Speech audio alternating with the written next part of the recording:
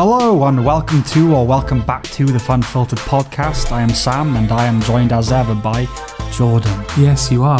I am. You are joined by me. That's not a very nice way of saying hello. Okay. Is it? No, I was just confirming it for you. Well, I know.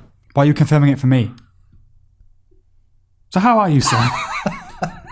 I'm alright, yeah. So I've been, over the years, some friends have asked me to compile watch lists for them. So I don't know nothing about... I don't know nothing about... What is this film you speak of? I don't know nothing about film. Can you educate me?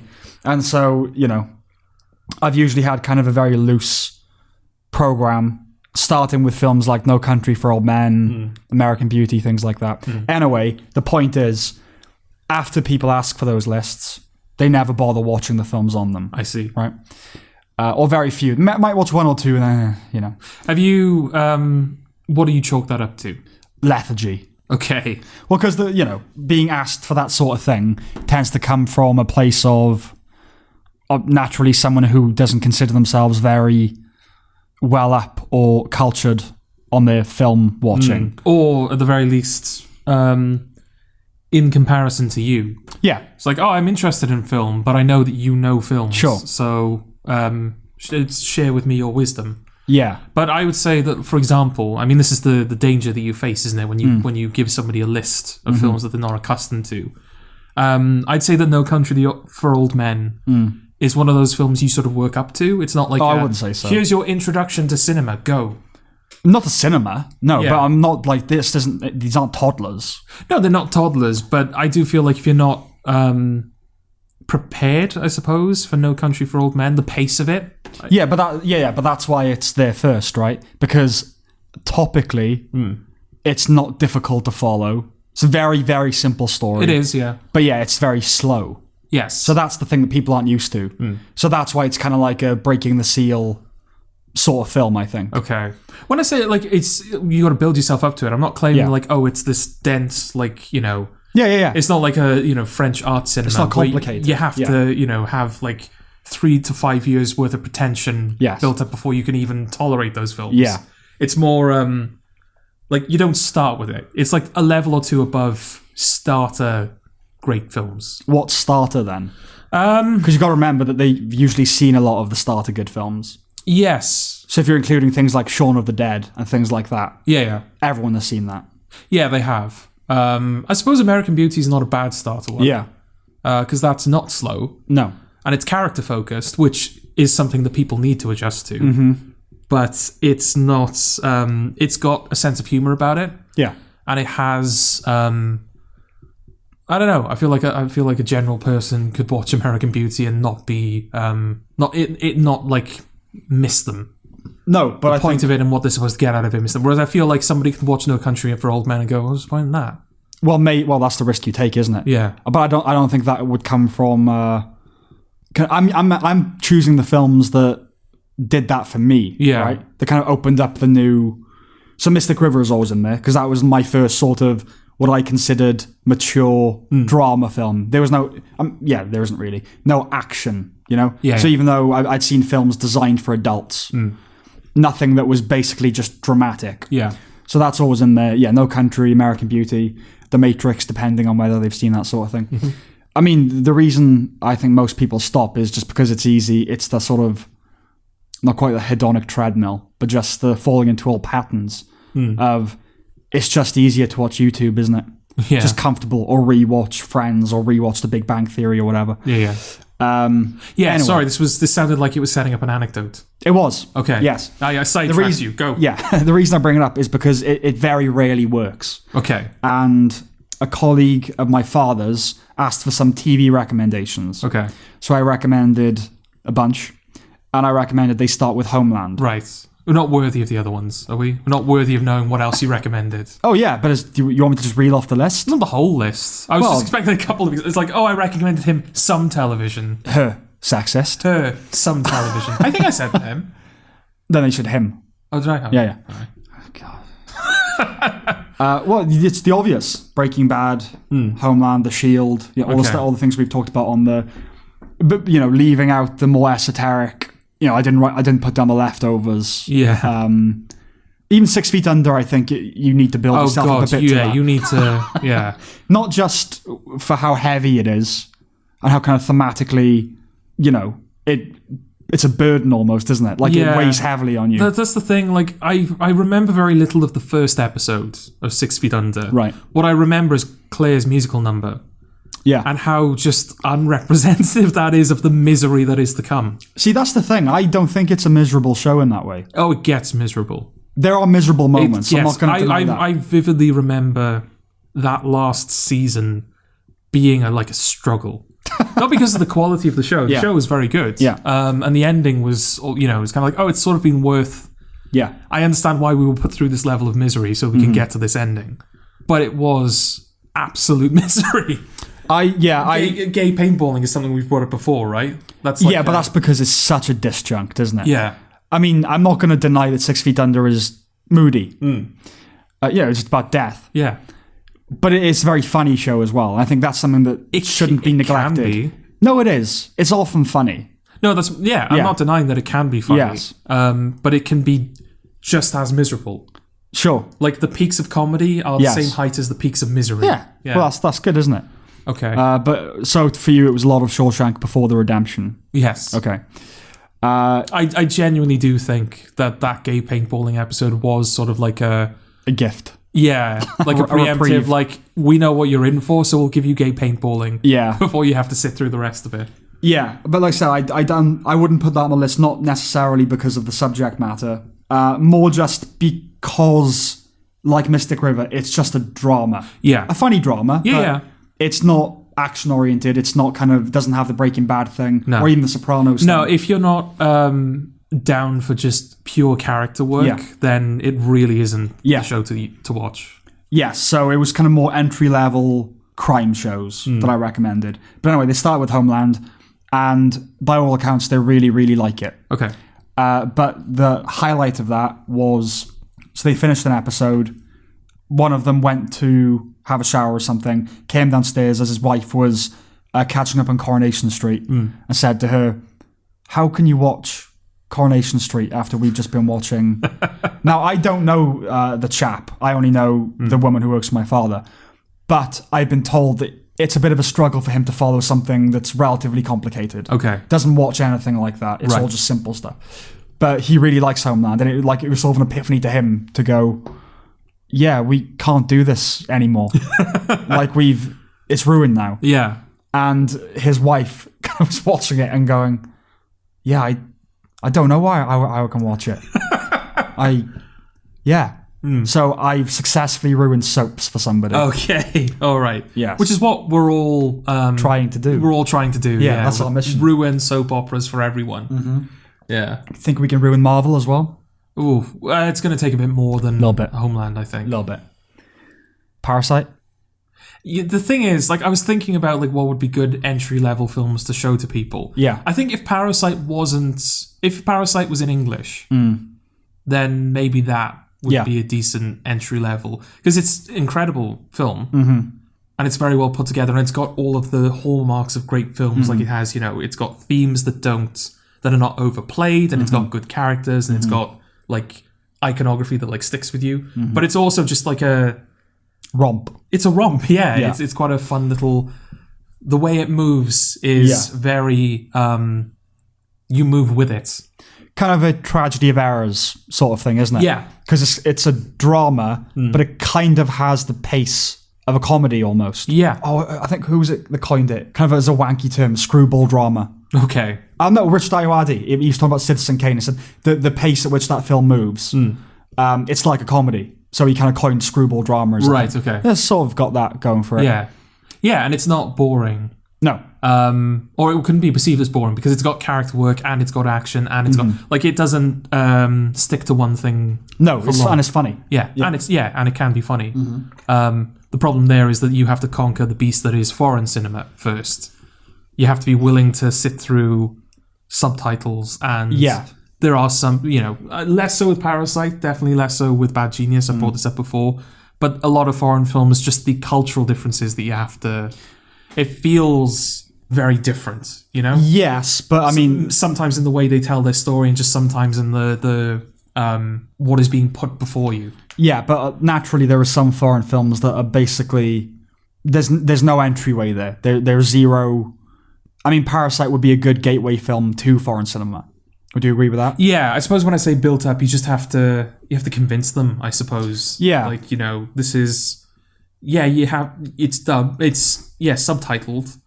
So you have to read what they're saying. But apart from that, it's a good film. Well, the best films kind of transcend that parochial architecture anyway, right? The best things are truly international. Yeah. And there might be the odd little reference. Like, I think in Parasite, they reference Oxford. One of the characters have gone to Oxford University. Yes, yeah.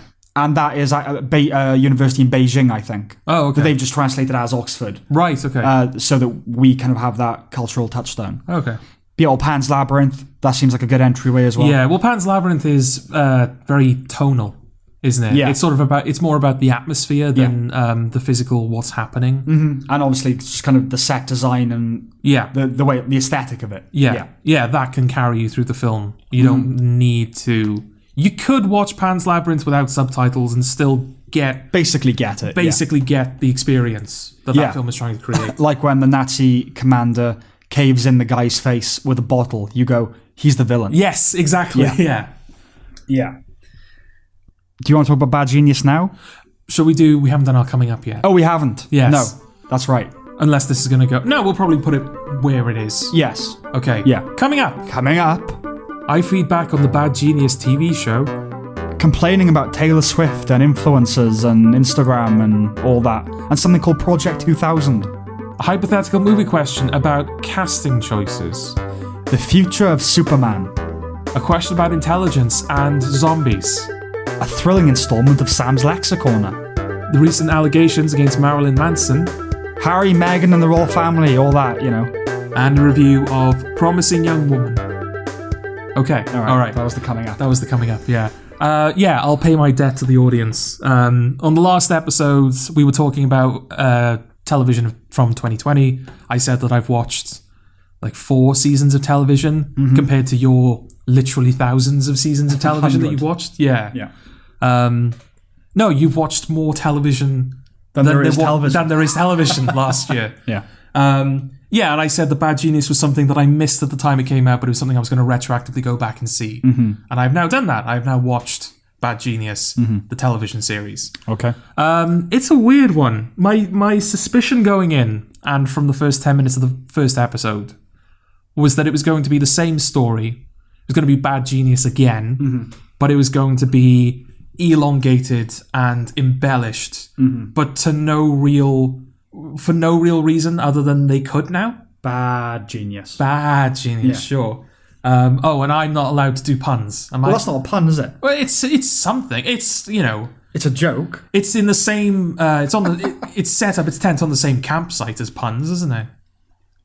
No. I mean, both involve words. Yeah.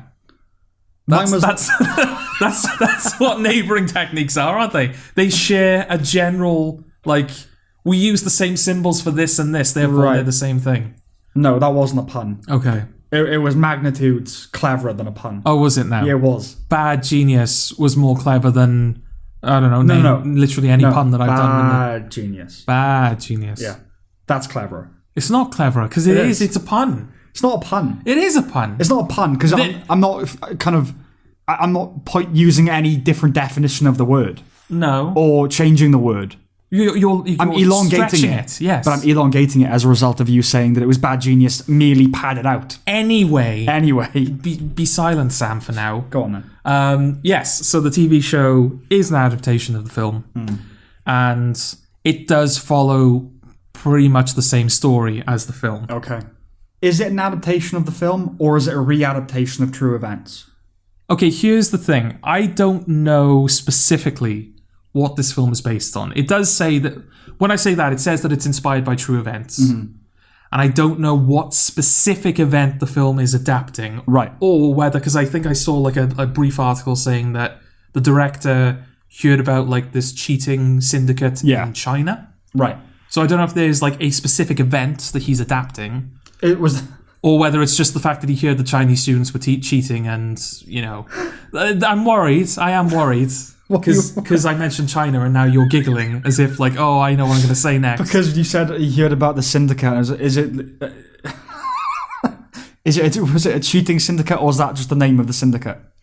The cheating. Oh, cheating. I cracked myself up. Sorry. Okay. No, they they cheated on exams. So yeah, I think it's less there is a specific event that he's adapting and more he heard about this. Right. I was like, oh, it'd be interesting if somebody did a story about like a cheating syndicate. Right. So I'm assuming like it's not... So the show would not be readapting true events, it would be adapting the film. Okay. And it does for 9 episodes. Right. However, this is a 12-episode miniseries. Okay. And this is something that I've only ever seen Asian media do. Right. So I don't know whether I'm just uncultured in the ways of Western media, or more uncultured than I thought, or whether this is specifically an Asian thing. Okay. And that is that they remake or sort of redo a story that's already been done, but they'll sort of bolt a new chapter of the story onto the end of it. Okay. So Persona 5, I've brought up on this podcast before. That came out in 2017. In 2019, they did a PS4 remaster, so like the next generation of consoles. Right. They did a remaster specifically for next-gen hardware called Persona 5 Royal. Mm-hmm. And it was the same game, except they like reworked one of the character's specific storylines so you can interact with him more. Okay. And when you finish the game, if you've met certain conditions, the story will continue going. Right. So the sort of the final encounter in Persona 5 Royal is with a character who isn't even in the original Persona 5. Right. And he's sort of been integrated into the story before that. Okay. So the same story, but more of it. It's almost like a redraft. Yeah, it's else, weird. Yeah. It's like, because it's not even as if, as far as I know, it's not even as if like, oh, this is the story we originally wanted to tell, and now that we're doing the remaster, let's just put in everything that we cut. Yeah. It feels like, I don't know, just the way that story's put together, it feels like they've looked at the completed Persona 5 story and went, right, where can we take this? The final boss was literally against a god that was symbolizing the submissiveness of humanity. Yes. What can we do next? Yeah. And they sort of jumped off from there, you know? What's the that show on Netflix that's an adaptation, or it's a film rather, that's an adaptation of a anime TV show? Death Note. Death Note, yeah. Okay. Like that. Aren't there like hundreds of iterations of that? Like there are 3 different TV shows of it. It's possible. And, like it's just endless. I mean, that's again, maybe an example of how uncultured we are. That puts me more in mind of Dragon Ball Z, where there are like... Yeah. There are generations of that show. A bit like Pokemon, there's like generations of it. They carry a similar idea, and sometimes they're the same characters, but each version of this... Like Batman, actually. Like each version of it is sort of its own isolated... Yeah. But this isn't. Like this show is not... It's a supplement to the film, because it tells the same story, but it also goes beyond the film. It also has original content beyond that. Right. So it's neither stands on its own nor supplants the thing that it's adapting. Right. So it's an interesting case. I don't know how I feel about that, whatever you would call it. What would you call that technique where you re-release, you remake a story, but you add new bits onto the end of it? Let's call it creative protraction. Why not? For now. Okay. Is that because we've got a Sam's Lexicorner set up for this episode? No, so do we have 2 in this episode? I don't want to nail those colours to the mast, because maybe I'll come up with something better than that. Okay. So just for now, we'll call it CP. Okay. CP, creative protraction. Yeah.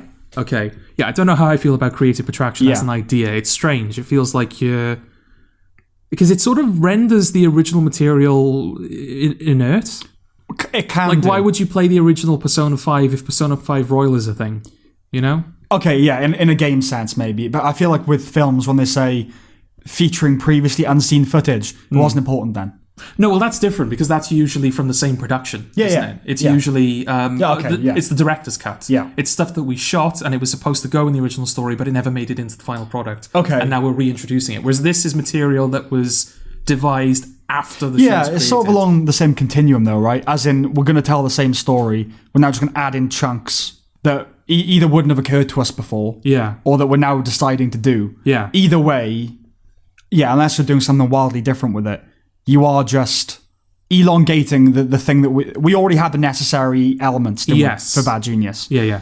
So unless you're really going to do something, unless you're going to reinvent the wheel. Plus, I don't know how common this is to tie television production. No, I mean, this could be literally the only example for all I know. It just so happens that I've encountered two major examples in fairly close proximity. Because that's the thing, we say Asian. I'm not sure how much of an analogue there is between Japan, China, South Korea.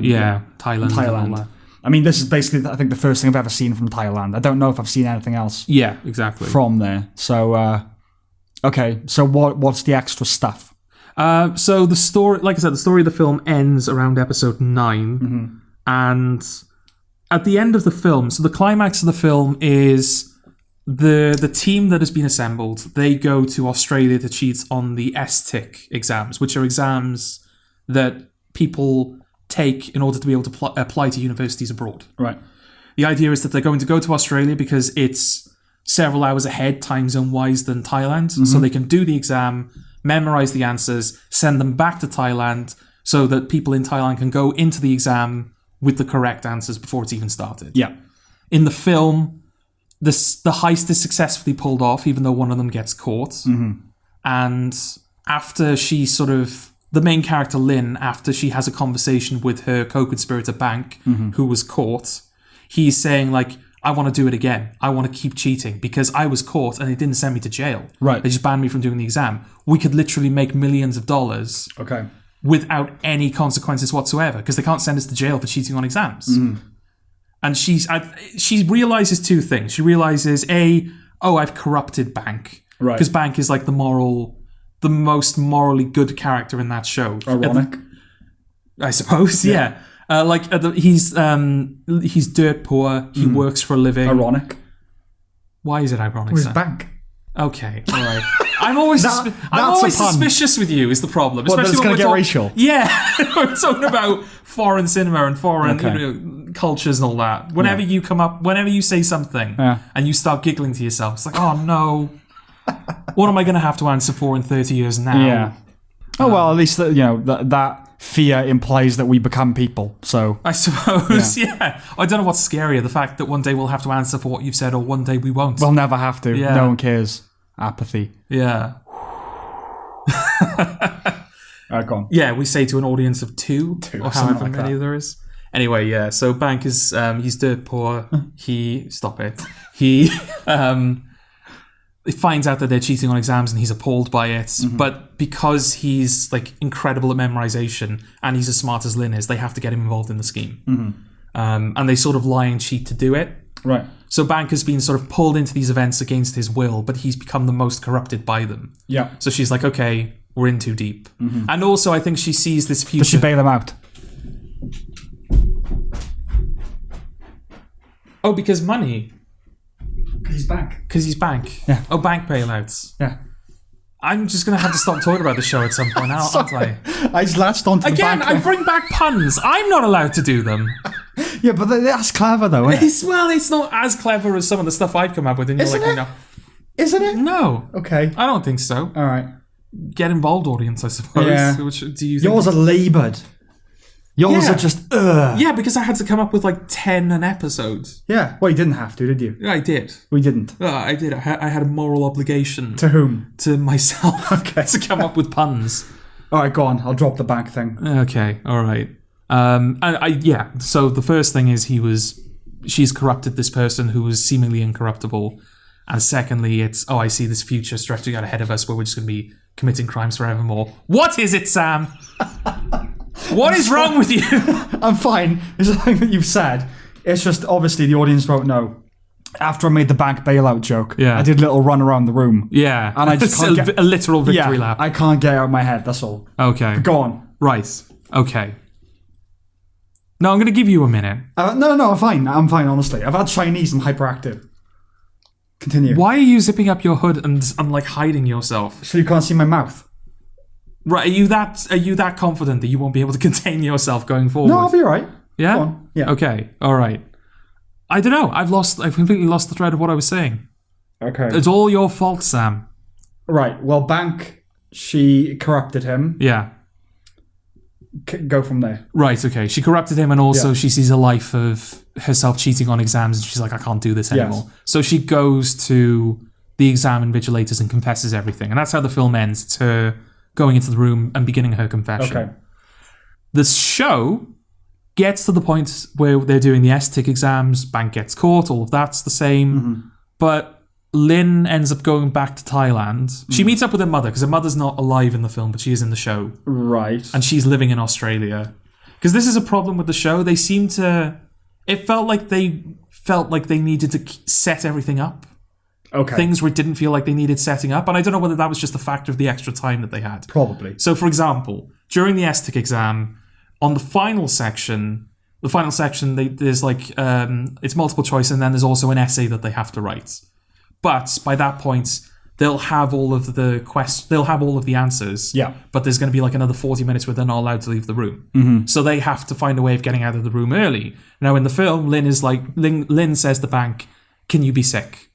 Just pretend to throw up or actually throw up, and then that way you can leave the room." And he's like, "Yeah, of course I can." She's like, "Fine." In the show, there's like a whole episode where they make a big point out of the fact that Bank throws up under pressure. Okay. Like, so when it comes to the point where Lynn says to him, "You can be sick," right? It's like, oh, they set that up and now it's paying off. It's like, well, I don't feel like you needed to set up that a character could potentially be sick. Unnecessary contextualization. Yes, exactly. So all of that has happened. Bank they've now gone back to Thailand. Lynn is going to go and study in Australia with her mother, because her mother moved out there to study, so that's going to happen. And then Bank kind of ropes her back in and says, "Look, I've basically been... I can't study abroad anymore because of the aesthetic exams, and because I was found to be cheating, I can't pursue my dream of being a doctor. Okay. So this is my life now, basically. The best I can hope to do is make millions of baht, I think is the Thai currency. Millions and millions of baht cheating on exams for people. So you and I are going to steal the exam, the like national Thai exam... Right. from the printing company that prints the exams, and we're going to distribute the answers all around the country for everybody." Right. So the final heist of the show, they're breaking into a printing facility to steal government documents. Okay. Right. Which is not the film. No. Like, the film is... The crime is that they're cheating on exams. And even though that comes with consequences, and there's real money involved and everything, that the whole point of Bank's final speech in the film is... what we're doing is not illegal. It might be frowned upon, but they can't send us to jail for it. Yeah. It's the perfect crime. Right. And in the show, he's like, "Oh, we're going to commit actual crimes now." Yeah. But that's... It's difficult, though, because it's not... It and the film are two different beasts, aren't they? Certainly by that point, yeah. I mean, it's not like it kind of... You almost, as weird as this sounds, as similar as they are, you almost can't compare the two. Because it's not like the TV show owes a debt to the... Because it's a re-adaptation. It is. And it's interesting that even though it follows pretty much the same structure, it has all of the same music, the characters share the same names. It's very clearly like, we are drawing a parallel. But there are moments where the show is directly changing things that the film did. So, for example, during the aesthetic exam... the plan is they have phones that they're going to hide in like the water tanks of the toilet, so that when they on their breaks they can go to the toilet and they can type in the answers and send the texts. Okay. So that Grace and Pat, who are the two other people involved, they can print off barcodes and stick them on pencils that correspond to the answers. That's how the whole cheating thing is going down. In the show, they go to the toilet with the exact same plan, but there are no water tanks on the toilet. Right. So that feels like the show was almost... Subverting. Yeah. That's the word I was trying to think of. There's another one early on where in one of the biggest heists they perform when they're in school, Lynn has like a piano code. So she's like, basically, watch my hands, and I'm going to play 4 separate piano riffs, and each riff corresponds to an answer. Okay. And in the film, that is that's what happens. In the show, she's like, this is the piano code, everybody learn it. And then somebody goes, how is this easier than just doing the exam? Yeah. So they have to come up with a new way because everyone's finding it too complicated. Right. another instance of it subverting what the film was doing. So even though it's like... Yeah, almost correcting itself. Yeah, it's weird. I can see that being a thing that someone after the film said to the director or the writer. Yeah. You do realise, like, them learning this would have been as difficult as just revising or something. Yeah, exactly. Oh, there's something like that in... Oh, no, we theorised, didn't we? That in Breaking Bad, when Walter and Jesse steal the barrel of methylamine. Yes. And they're not rolling it. Yes. And then in a later episode, Hank is watching the CCTV and points that out. Yeah. It's like, okay, was that always designed? Yeah. Or did they realise, why didn't they just roll the barrel? Oh, let's put it in the show so it seems deliberate. Yeah. So that's happening. Mm-hmm.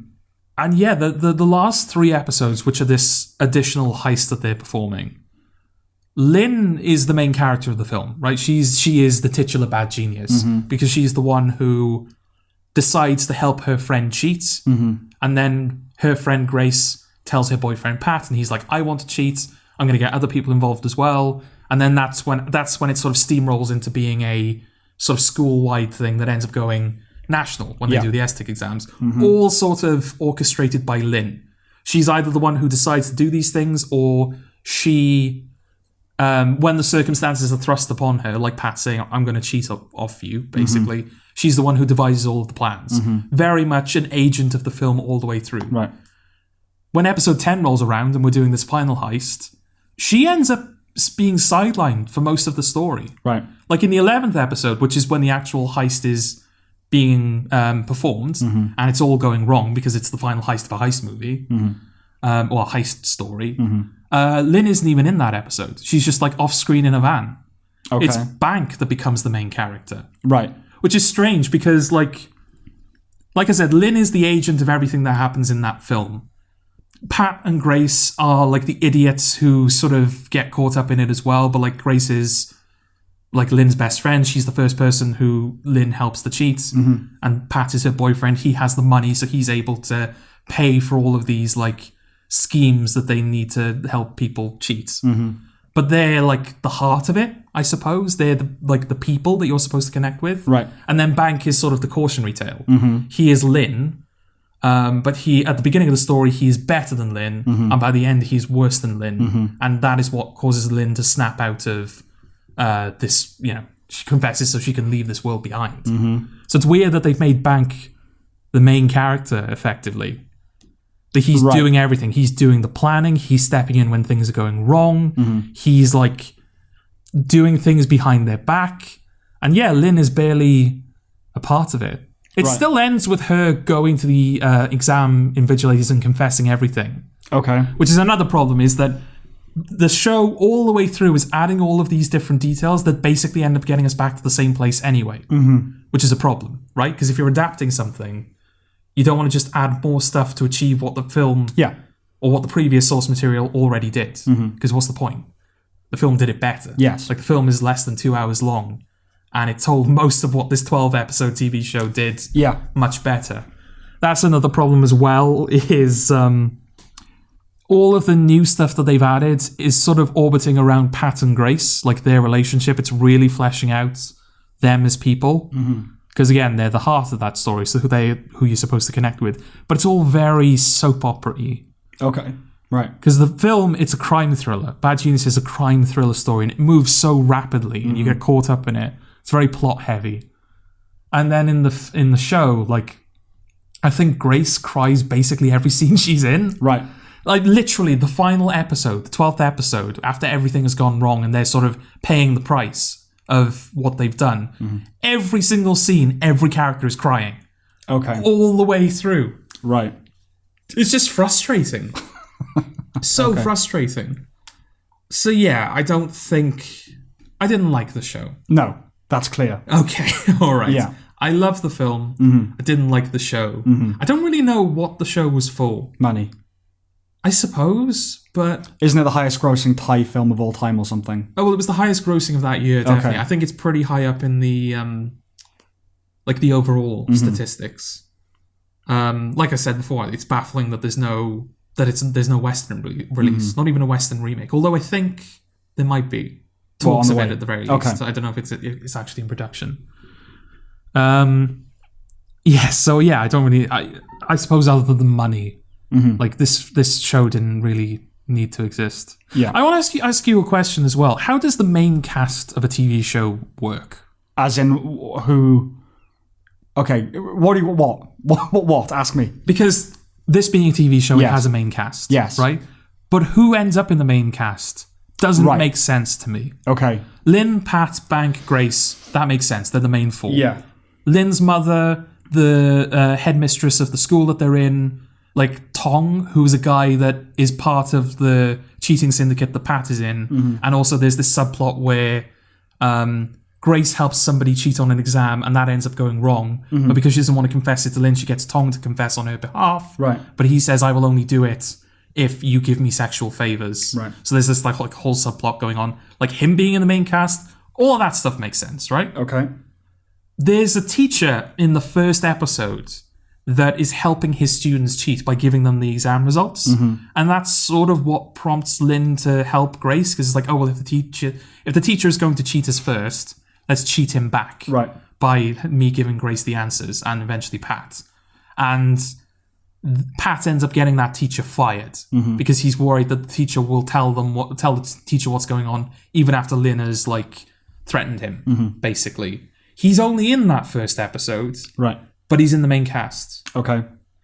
Then there's Music, who is like, she is like the head of this, I don't know what you call it, like tutor network. Okay. She has all of these tutors that work under her that help people, but she sort of has a side business sending those tutors to do exams on people's behalf.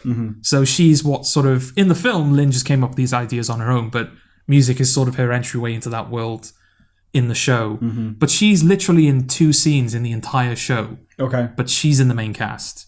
Well, how big is the main cast? And yet, I think it's like 15 people, something like that. Okay. And yet, the invigilator of the ESTIC exams and the foreman of the printing factory, both characters that are in multiple episodes and basically take on the role of main villain when they show up, are not in the main cast. Well, it might work differently in Thailand than it does elsewhere.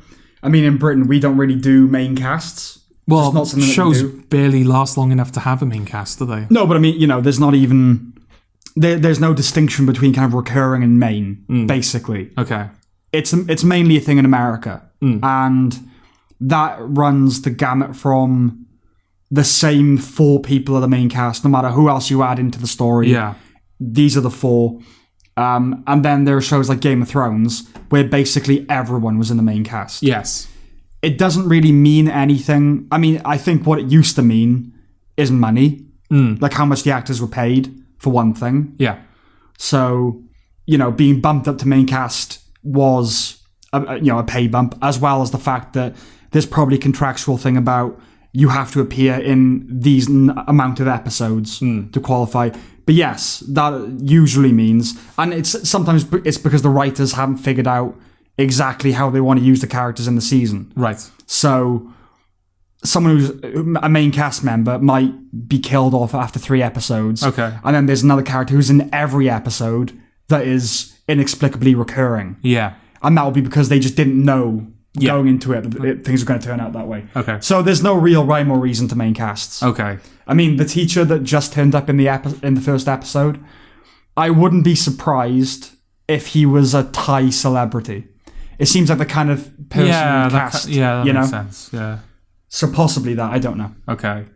Because that annoyed me after a certain amount of time. It's like, this is just completely arbitrary. I don't understand It is arbitrary. I mean, there are very few shows.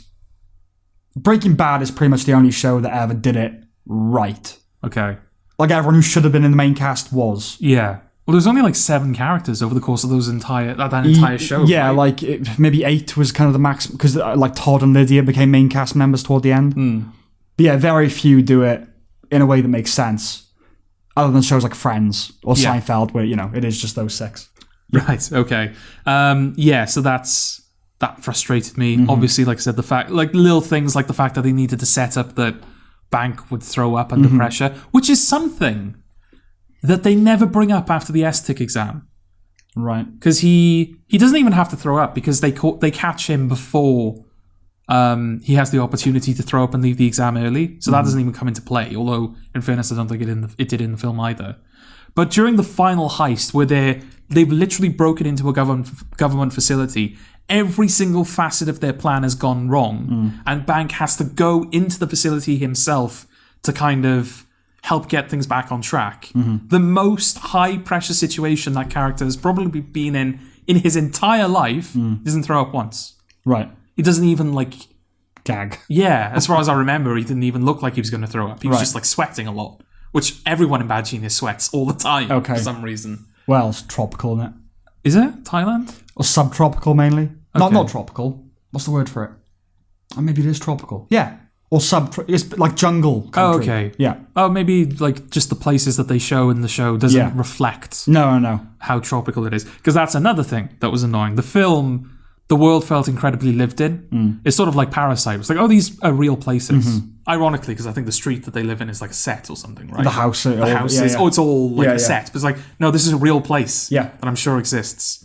And the school in Bad Genius, like they do this thing where they have, in the film, they have numbers printed on their shirts like you would in a prison, because that's like something that they try and do. They like draw parallels between a school and a prison. It's exploiting its students, all that kind of stuff.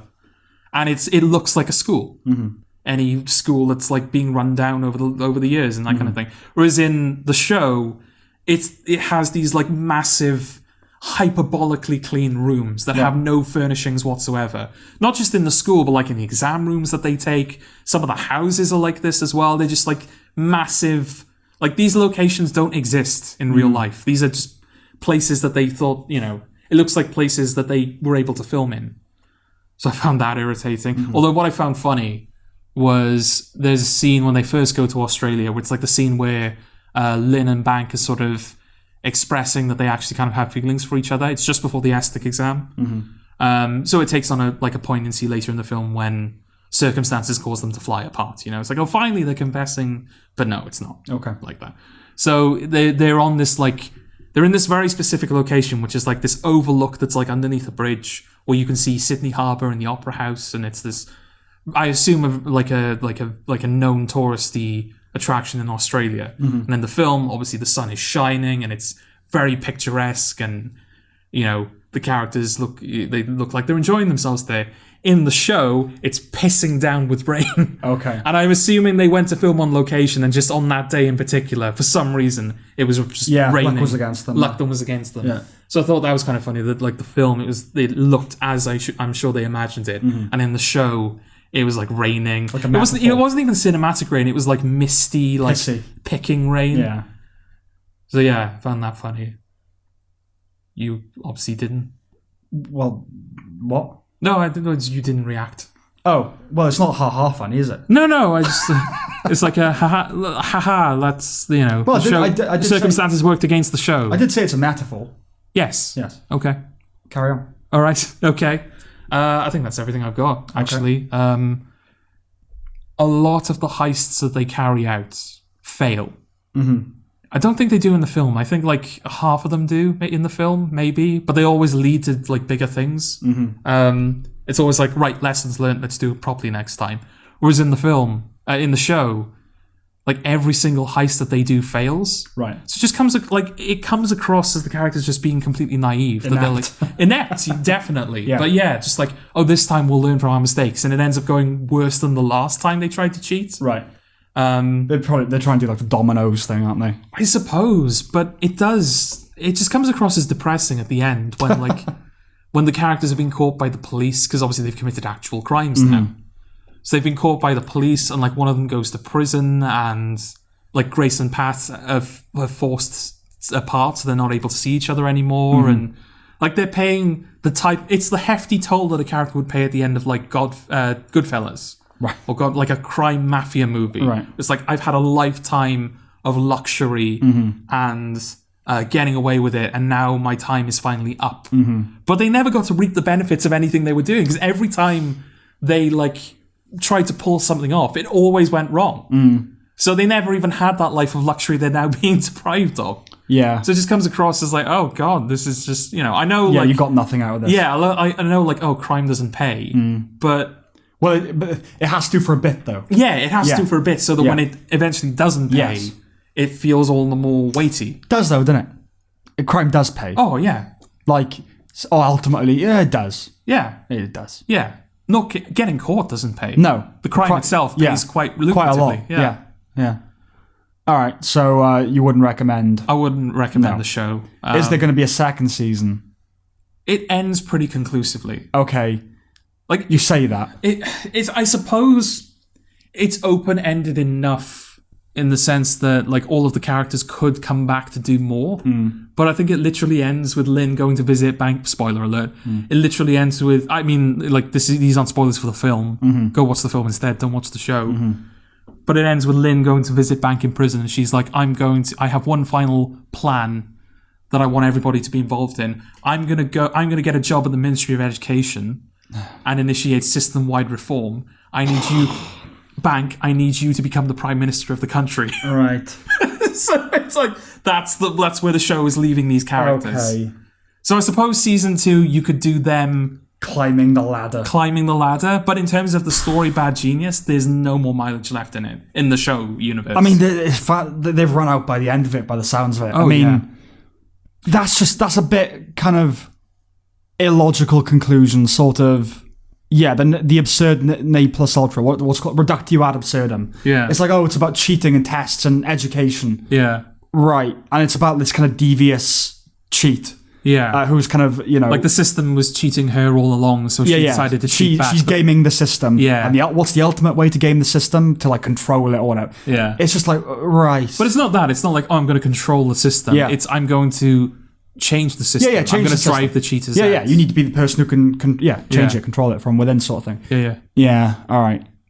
Well, maybe they'll just do the next season will be all of that. Plus 3 episodes. Plus another 3 episodes at the end. Maybe that's the way they're going to do it. Yeah, they end up breaking Bank out of prison. Yeah. And it just becomes like a straight up... Like the cheating exam thing is completely gone. Yeah. They're just performing crimes now. And maybe if you slice off the last 3 episodes of every season, they steadily build to a half-decent sequel film.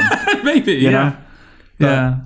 Yeah, no, okay. Yeah, it just sounds altogether bizarre to me. Yeah. Its entire existence. Yeah, it's a bit of a puzzler. Yeah. Maybe this is not uncommon in not just Thai media, but Asian media in general. But yeah, for someone who's sort of on the fringes of that, this is just, a hell of a puzzler. Do you know, I guess our equivalent would be the Disney live-action remakes of their animated films, but they're writing one new song for it. So that it gets to be considered for they do the Oscars. Do that though, don't they? What? They do typically write one new song. That's what I'm saying, yeah. So that would be our Western equivalent. Oh, I see what you're saying. Yeah, okay. Well, no, the reason they write it, yes, I'm sure it doesn't hurt that, it's eligible for Original Song of the Academy Awards now. But they write it because it's usually, that new original song usually goes to the love interest, doesn't it? And it's always usually I'm actually empowered. Oh, yeah. No, but like the whole reason this trend started was because you can't submit existing songs to the Oscars. Yeah. You have to submit newly written songs. Yes. So like Cats has a new one and they all have a new one. If you go if you go beyond Disney, yes, I suppose. But yeah, that tends to be the thing now. Or if we can slide in one extra song, let's make it a female empowerment song. Yes, exactly. Okay. So no to Bad Genius TV series. No to the Bad Genius series. You've heard about this Taylor Swift thing? Oh, you've told me. Yes. Tell me again, Sam. I'll tell you again. Tell everyone. I'll tell everyone. I'm sure people have heard. It's kind of a minor story, really. It's more just what it did for me. So there's a show on Netflix called Ginny and Georgia. I haven't watched it because the reviews have been terrible. And it's a show about a mother and her daughter. As far as I understand, it's kind of like a Pound Shop Gilmore Girls. Right. Mixed with Desperate Housewives sort of thing. And there's a line in one episode, I'm not sure who says it, but it's, you date more men than Taylor Swift. It's a one-off, throwaway, disposable line of no import, really. You know? Everyone gets it. Everyone knows what it means. No one's confused by it. No. It's a kind of almost universally understandable Which is the point of the pun, right? Yeah, like it has to be someone where that makes sense. Yeah. So Taylor Swift saw this and took to Twitter and said something along the lines of, why don't we stop degrading hardworking women, which is very immodest of her. Yeah, blue-collar worker Taylor Swift. Degrading hardworking women, especially after you made Miss Americana, which was her documentary. Right. This is a bad look on you, Netflix. Like, fuck you, basically. I just think, right, so that's off the table now. Those sorts of jokes are off the table. What's left, Jord? I'd like to genuinely know what's left. That feels a bit... there's like a sinister undertone to that, isn't it? Like, especially since you made my documentary Netflix. Oh, like, yeah. I basically own you because we've worked together now. It's, kind of. Like, you should... since we're on speaking terms, you should, like, listen to what I have to say. Well, what it's doing, it's inciting social pressure to make them woke. Because she's saying, right, you produced my documentary, and I'm enlightened, and you produced this Dross, which is retrograde. Yeah. You're contradicting yourself, is what she's saying. So do you want to be on the right side of history with me, or do you want to be with Ginny and Georgia? Yeah. That's what that is, And so it's to get all the fans threatening to boycott Netflix or something like that. Right, okay. That's what it is. I mean, it's all marketing at the end of the day. Well, I can tell you fans, like, I don't know if we directly threatened to boycott Netflix, but we were like, after they're getting rid of, like, episodes of Scrubs and episodes of Community for Blackface, like, I don't want to watch this on Netflix anymore. Yeah. They didn't listen to us. They didn't. So boycotting Netflix... Does nothing. It does nothing. Yeah. So that was kind of the straw that broke the camel that is me. Okay. My back. Because, we've talked about some murky topics on this podcast. No pun intended. No, just saying. And I mean, we can kind of pull the curtain back on all this. In the very early days of the podcast, I can't remember in what context it was even brought up, but I, anyway, said the N-word. I think it was the guy from Netflix. Right, okay, so that guy, I won't say it now, just so it can all, we kept it in anyway, but there was this guy at Netflix that they were having a meeting about what terms were and weren't acceptable. He said, this word isn't acceptable, and just using it in that context was enough to get him sacked. Yeah. Because context doesn't matter to ideologues. No. And we were kind of umming and ahhing about whether to keep it in. And we asked a bunch of our friends, and the general consensus was, we get it, but just using the word in any context, it's just too much for risk. Don't even bother opening yourself up to it. Yeah. My father said that. Everyone said that. Yeah. Fine. Begrudgingly, we got rid of it. And then as time went on, I started to get a little bit more like, if I'm using... It sounds like I'm using it every episode. I really want to say the word. It's come up like maybe 3 or 4 times, right? Yes. And by the 4th time, it was just... Well, A, who listens anyway? Yeah. But B, we're pussying out, frankly, if we just keep doing this. Well, it feels like it's appealing. We're trying to appease an audience we don't even have yet. But but even if we had the audience, it's like... Yeah, it wouldn't be the type of audience, I think, that would listen to our podcast anyway. At probably least not. That we think of. No, probably not. But it's like, why compromise that when we're doing nothing wrong? Yeah. We're actually doing nothing wrong. Yeah, and so I think we kept the last use of the word. The last one stayed in. Because I think you'd had... It wasn't because of Taylor Swift, but you sort of had a similar epiphany. Yeah. It was like, actually, you know what? Yeah. If context, we keep saying context matters, and in this context, I'm not using it in an offensive context. Yeah. So why am I censoring myself? It reminds me a little bit of I used to watch a lot of Game Grumps, like Let's Play channel Game Grumps on YouTube. I just don't anymore. It's because it's sort of depressing to see like how... I mean, it was never... Are they infected, are they? Yeah, it was never like peak comedy. It was always like stupid, like YouTubers comedy. Background easy, just with your mate comedy. Yeah, and they would play video games and like they would riff. Sometimes it was just like funny stuff happening. There's an episode where they play Wheel of Fortune, and literally every turn they're either going bankrupt or they're losing the turn. Okay. So their increasing frustration is obviously the source of humor in that episode. Yeah. But they've been riffing on like games in the past. There was like a bit that they did a while ago called Sad Hoshi. Right. I don't know how it started, but they basically started coming up with this like sad Japanese man. I've heard of this, I think. Sad Hoshi? Yeah, weirdly, I think I have. Oh, okay. Maybe it's through you, I don't know, but I've heard of Sad Hoshi. Oh, okay. Yeah, Sad Hoshi is like this really depressed Japanese man, and they were getting really upset at how depressed this guy was. And they were like, how can we... What's the one thing in the world that Sad Hoshi likes? And he was like, we could give him a porno mag. Right. And that like rolled into it being like underage girls. Right, okay. And it was like, that was like, their... And it was like one of their most famous bits. Yeah. And it wasn't done distastefully. Or at the very least, the type of humor that they were like doing on the channel at the time. it wasn't like out of place. It's just snowballing. Yeah, it's just riffing on yeah, this kind exactly. of, And they've done like it was like an episode where they were playing Dog Island, I think. Okay. It's like this open world game, but it's full of dogs or something. I love dogs. I love dogs kind of thing. Yeah, and there was like a character wearing like a beanie. Right. So they started doing like Chinese voices, just like typical, like stupid, like dumb bantery humor. And they've just been like over the past couple of years, like they've been obviously the type of racial humor they've been doing has been going down. Mm-hmm. They've been swearing less. Mm. They've been getting rid of episodes which has content that they've now called problematic. Oh, like, I think Sad Hoshi's one of the things they got rid of. That word, man. Yeah, that fucking word. It's a horrible word, isn't it? Especially in that context. It's only used in that context now. Yeah. So when it's not, it sticks out like a sore thumb. Yeah. When I hear people using it in its genuine context, that word's ruined now. Yeah. You know? But yeah, problematic. Yeah. There's a few. Go on. The thing that I'm building to is Aaron Hansen, who's he's the main guy, he's sort of the CEO that runs Game Grumps. He said that, I can't remember specifically which episode this was. I don't remember if it was an episode or a live stream. Oh no, I think it was in a Monopoly episode. I don't know which one though. But he basically said that what he's trying to do personally is he is trying to modify his language so he's not saying words that he thinks may one day become offensive. Right. So the example he gave was the word crazy. He says, I try not to say the word crazy anymore because I'm worried that one day that'll be considered an offensive term, right. And I don't want people to think that I'm being intolerant. Well, that's a way to stay sane. But that's like the minority report the public decency of standards of the future. Yeah. Yeah. But that's sort of the ultimate talking about ne plus ultra and whatever the term you said earlier. Reductio ad absurdum. Yeah. Yeah. Talking about that. The fact that I can't say anything that may one day become offensive. Yeah.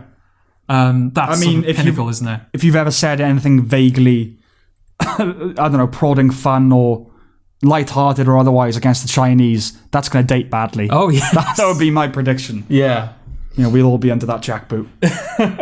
But yeah, that little clog. Yeah, like you saying that it's like, oh yeah, context matters, but we best not, release the episode with the word in it because it might, Yeah, right. It's like, why? No, fuck you sort of thing. Yeah. Well, what's that, I've shown you Office Space, right, the film? Yeah. You know that character Bill something? It's in the first scene, isn't it? What now? Are you talking about when he's listening to rap on the radio? No. Oh, okay. What were you talking about? Well, there's that scene where he's in traffic, isn't he? And he's listening to rap and he's getting really into it. And then a black guy drives up next to him. Right. And he turns it down. Yes. Because he doesn't want to be seen as like cultural appropriating or something like that. Exactly. No, I meant there's that character Bill something. I can't remember his surname. The Gary Cole character, the one that sort of he's become the poster boy for micromanaging. Yeah. The one that always walks up and, I'm going to need you to go ahead and do that. And we'll be... That is what problematic... It has that same effect on me that he would to his employees. Right, okay. It's not like, fuck you, man, that's racist. That's just kind of funny at some level. It's that kind of, I kind of know better than you, and I'm just going to need you to go ahead and correct yourself it's there. The condescension. It's the condescension. Yeah, that problematic. Can we just a little bit problematic? I've disguised it in this diplomatic language for you. The least you could do is comply. Oh yes, really winds me out. But anyway, this Taylor Swift thing, just like how innocuous that joke was, it was the final. Oh, I'm done now. Yeah. No more self-censorship. No more hedging. Well, because as you say, it's such a nothing gag. It's so nothing. It's such a safe gag. Forget about the ethical or moral dimensions of it. Just as a gag, right? You want to write a gag where the punchline is, you've dated more men than X. So you need someone who everyone would recognize, where it would make sense. Yeah. Is Taylor Swift not the perfect? Yes. I'm not saying it's a funny joke. That's the thing. It's not even a joke. It's just a throwaway nothing line. Well, it's an American joke, isn't it? Where it's a reference to something that everybody knows. Yeah. And I asked a couple of people, is there a more appropriate example? Yeah. To put in that, to fill that X. All of her songs are about being in love with boys and then breaking up with boys, and she's never ever going to get back together with boys. Yeah. All of her songs, and who celebrities date is a echelon of life I just have no awareness of. So I googled who was Taylor Swift dated. It's like the Magna Carta. It's the massive list. Yeah. Has she not earned that? Because it's not even like demeaning her. God, you fuck more guys. It's dated. It's even innocent. Yeah, it's the most innocent way of saying that. Yeah. And I just feel it's so nothing. It's so nothing. And you could say there's a difference between men and women in this respect. But if I was the final pronoun of that joke, I'd be sitting back going, yeah, damn right. God, you dated more girls than Sam Reese. Yeah, that's right. But that's, it carries a different context with men. Sure. Men are playboys and women are whores and all that bullshit. Yeah. No, I don't care. If you fuck around, you're a whore whether you're a man or a woman. Okay. Equal opportunity realist here. Yeah. No, so that was it. Okay. And it's that fused with... so I used to co-run a company called Script Dog. I'm sure we've talked about it on the podcast. Briefly, yeah. With James Humphreys. Another mention. Yeah. 2 weeks in a row. God, James, you're making bank off this podcast, aren't you? And after we started... Well, okay, James started Script Dog and then I joined. But after that sprang up, it seemed like everyone and their mother in Cardiff was starting their own little theatre. I'm not saying they were inspired by us, but Script Dog was sort of the first, not first theatre company, but first like students or recent graduates doing like fringe scratch night sort of thing, right? Yeah. And then everyone was doing it. And it feels like since we've started doing a podcast, I'm seeing every fucker doing a podcast. Appearing on other people's podcasts or starting their own. I mean... And we hardly invented podcasts. We did not, no. We are very late to the game. Yeah. And we are not claiming any kind of special place in it. No. But come on, guys. Come on now. Well, I mean, you've got to bear in mind that we started the podcast in October 2019. Yeah. Pandemic started a couple of months after that. Right? Yeah. So we were ahead of the curve. Get your own lockdown activity. Yeah, exactly. Don't steal ours. Yeah. So that, Taylor Swift, and self-styled influencers. Okay. So I'm friends with a few people on Instagram. People I know, but not very well. Yeah. People I went to school with or whatever. But clearly are angling for that role. Right. Of, I endorse this product. Oh, okay. It's International Women's Day. And I'm going to share stories of all the successful women I know that run their own businesses. Yeah. Now, I have no problem with that in and of itself. I mean, International Women's Day is just a bit annoying, right? That was funny, though. I've seen a couple of posts like that. It's like, I challenge the fact that women can't get... the fact that women are usually overlooked for success in, for prestigious careers. Here are all the women I know that have prestigious careers. It's almost like you're taunting people who don't have successful careers. It's like, women, stand up. Here's the women that I know that have already made it. Yeah. Well, so there's no way she's going to listen anyway, but one of these self-styled influencers include the stat like 78% of people who lost their jobs over the course of lockdown have been women. Okay. And this boggles the mind. What is your first... I don't know. I don't even know if that's true, but let's assume it is. Okay. What's your first instinct about why that might be true? That a lot of women work in jobs that were up for the chop. Yeah, people who had to truckers, hauliers, bin men, are men. Yes, that's it, right? People who work in bars and hairdressers and and shops are women, mostly. Yes, so that's what that is, right? There's no systemic. Prejudice. No, it's not like, okay, if we're going to sack people, we better sack the all right, women. There's been a pandemic. All the women in this building, you're all fired. So fucking stupid. Yeah. So stupid. I've lost 2 jobs during this pandemic. Right. You know, I'm just throwing that out there. Like, I'm not saying that, like, oh, I've lost jobs, therefore your statistic is wrong. Mm-hmm. But we're talking about, like, like women are being left behind. Because that's what this is all about. It's like, women aren't... the focus is not on women and the struggles they're facing. And, like... By saying like 78% of women have lost their jobs during the pandemic, rather than saying, 100,000 people have lost their jobs during the pandemic, it does kind of like, it doesn't matter about the guys who lost their jobs. Of course, yeah.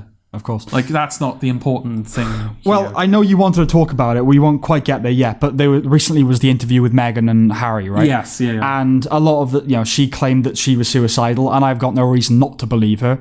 And, so all the things online have been women saying, oh, the courage she displayed. For people bringing up Caroline Flack as well. Right, yeah, like how brave and all this sort of thing. Kind of a definite feminist streak through all of this. And then on ITV last night, I saw an advert for holidays to Saudi Arabia. Oh, right, okay. It was advertising, come to Saudi Arabia where we execute gay people. Well, that was in the ad. It wasn't quite in the ad. It was subtext, It's okay. There was, it was kind of almost, what do you call it? Subliminal imagery. Yeah. Basically, it was female drivers pissing you off come to Saudi Arabia. It was all shots of pyramids and vistas and like Arab kids running in the desert. And then there was a flash of just a shadow of a headless corpse. No, but I just thought, right. I mean, I know they're our ally because we need the oil and that. But it just seemed like I've seen nothing on Twitter about that. No. Like, direct your anger towards the places that need it the most. Yeah. You know what I mean? Let's not waste our time saying how brave a princess is. That's the problem, though, isn't it? You can't criticize those places because they are brown. They are they are filled with minorities. Yeah.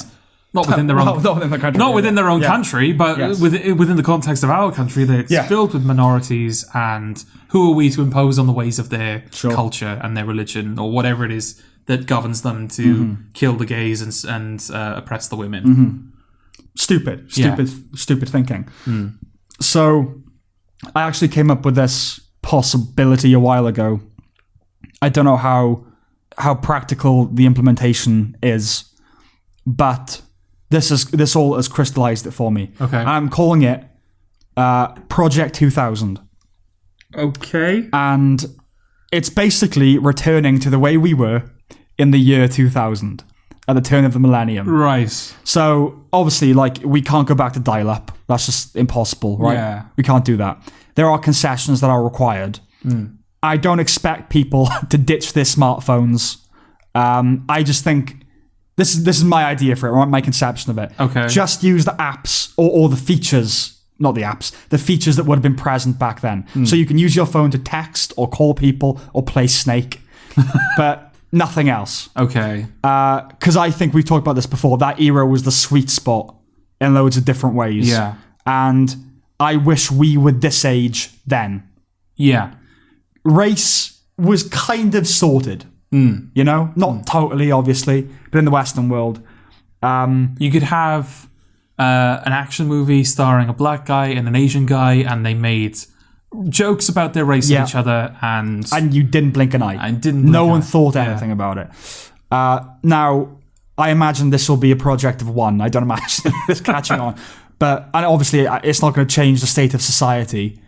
But if I'm doing it, at least I don't have to be fucking curing this shit all the fucking time. It does mean that you won't have films like The Social Network and Parasite anymore because they came out after 2000. Oh no, it's not like ignoring all of the history that I'm not saying what the Twin Towers still in New York, right? I'm not going mad. Yeah. I'm technologically living in that era because I think things are just better then. Okay. And books, not blogs. DVDs, no streaming, no YouTube. Okay. I mean, it feels like these things it's like we can't escape them now, but I remember a time before YouTube, and it was all right. I was rarely bored. I was content. Yeah. Do you know what I mean? Yeah. Maybe it's impossible. I don't know. Maybe it's too contrived. Maybe it's like a Freudian thing of a pathological yearning for the womb or something like that. But totalizing nostalgia. Just clawing at the ground. I need to get back to the 2000s. Yeah. Please let me in. But it's just something I want to try. I just think Eddie and I now only email each other. We don't use any apps. Genuinely. Okay. All right. I just think I just think it would be better. It'd all be better if we all behaved like that. But it's not going to happen, is it? It's probably not. But I'd like to give it a go, though. Well, let me know how it goes. I'll let you know. I mean, can we do the podcast? That's a question. Well, no, because they are... When the podcasts were not a 2000s thing, were they? 2005, something like that, 2006. We are really late to the game. Oh, yeah. Okay. Really late to the game. I mean, Ricky Gervais was sort of the pioneer of podcasts. Oh, okay. I Him, mean, Pilkington and Merchant. he was doing it on radio, wasn't he? Yeah, then they started doing podcasts. Right, okay, I see. Yeah, instead of the radio show. And that was kind of like the burgeoning of that. Okay. I've got a question for you. Okay. If the best motion capture / physical performer in the world was black, Right. would you ask them to be in a Planet of the Apes movie?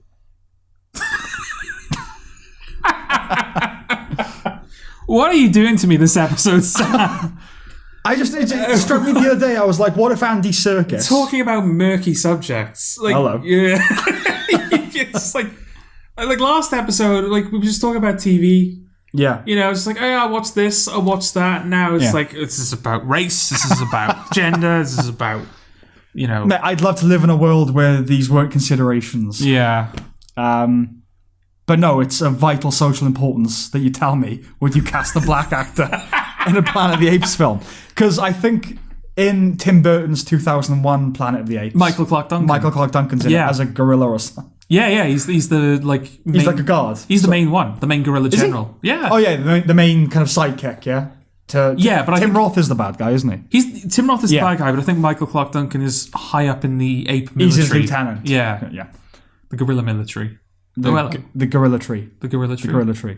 That's kind of a pun. What's the orangutan in the Andy Serkis Planet of the Apes? Maurice. Kind of like his Maurice, is he? I'm not entirely sure. Like his capo. I mean, it's weird because that's the thing. Well, not in Dawn of the Planet of the Apes, but in Rise and in War, they have sort of a gorilla as part of their unit. Yes. Who always dies. The gorillas always die in Planet of the Apes. Well, he's a turncoat, isn't he, in the third one? In Rise of the Planet of the Apes, you've got, I think he's called Buck, which is that gorilla who's living in the cage in the facility. That's just a prick. He's a prick, but Caesar gains his respect. So he sort of becomes Caesar's main bodyguard. That's right. And he kills the main bad guy. Yeah, that's helicopter. Right. That's right. And then, you've got the turncoat ape, Winter, I think he's called. In the third one. But there's also Rocco or something. He's like the gorilla that's traveling with them who gets killed before they get to the prison camp. Ah, okay. Yeah. Dawn, I don't think has a main... the gorillas are barely in Dawn.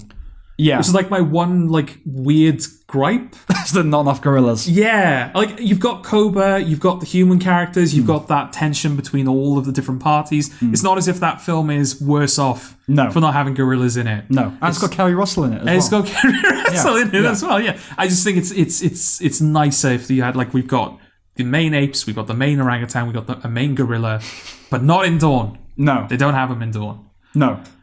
Yeah, Maurice is even a fighter. He seems like his consigliere. Yeah, he is. Yeah, he's his advisor. Yeah. He's just like, Caesar comes up to him and is like, am I doing the right thing? And Maurice is like, I don't think so. But it's cool. Yeah, whatever. You're Moses, right? Yeah, exactly, yeah. Okay, yeah, so back... Yeah, I was just thinking if Andy Serkis happened to be black...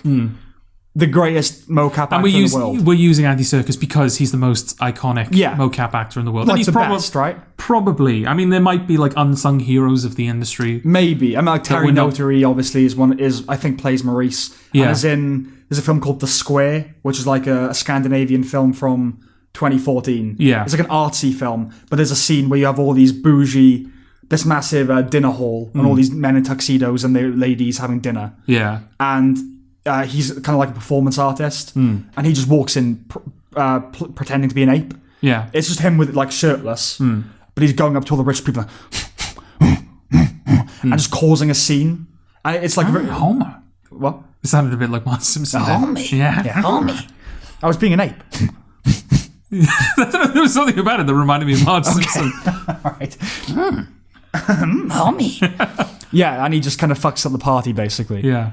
So yeah, he's great. A bit like Mank. Yeah, a bit like Mank. Yeah, except he wasn't acting except like an it was no, it wasn't all dialogue. It was pure physical. Yeah. Yeah, exactly like a tit. Like a mank, like a manker. Yeah. So if Andy Serkis was black, yes, would you ask him to be Caesar or any other role? Here's the thing. Obviously, I would. Would you? I would. Because I would go, well, he's obviously the best character. He's obviously the best person for the job. Yeah. Why would we not hire him? Mm-hmm. I know that there's this... I don't know where it came from. I know there's this weird connotations with, black people, gorillas. I don't know. Well, it's obvious where it comes from. Not to be... No. Okay, yeah. What I mean by that is I don't know why it's still considered like a problem. What? Comparing a black person to an ape? Well, in the sense that...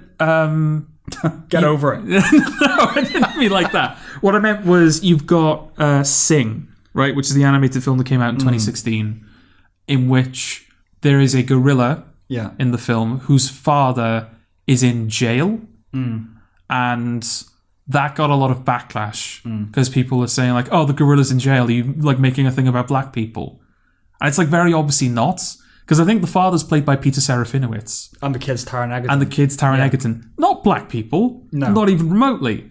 And like, I think the father who is in prison, he's a criminal, but he's like they're trying to do like a mafia thing. Where it's like, I want you to inherit the family business. Yeah.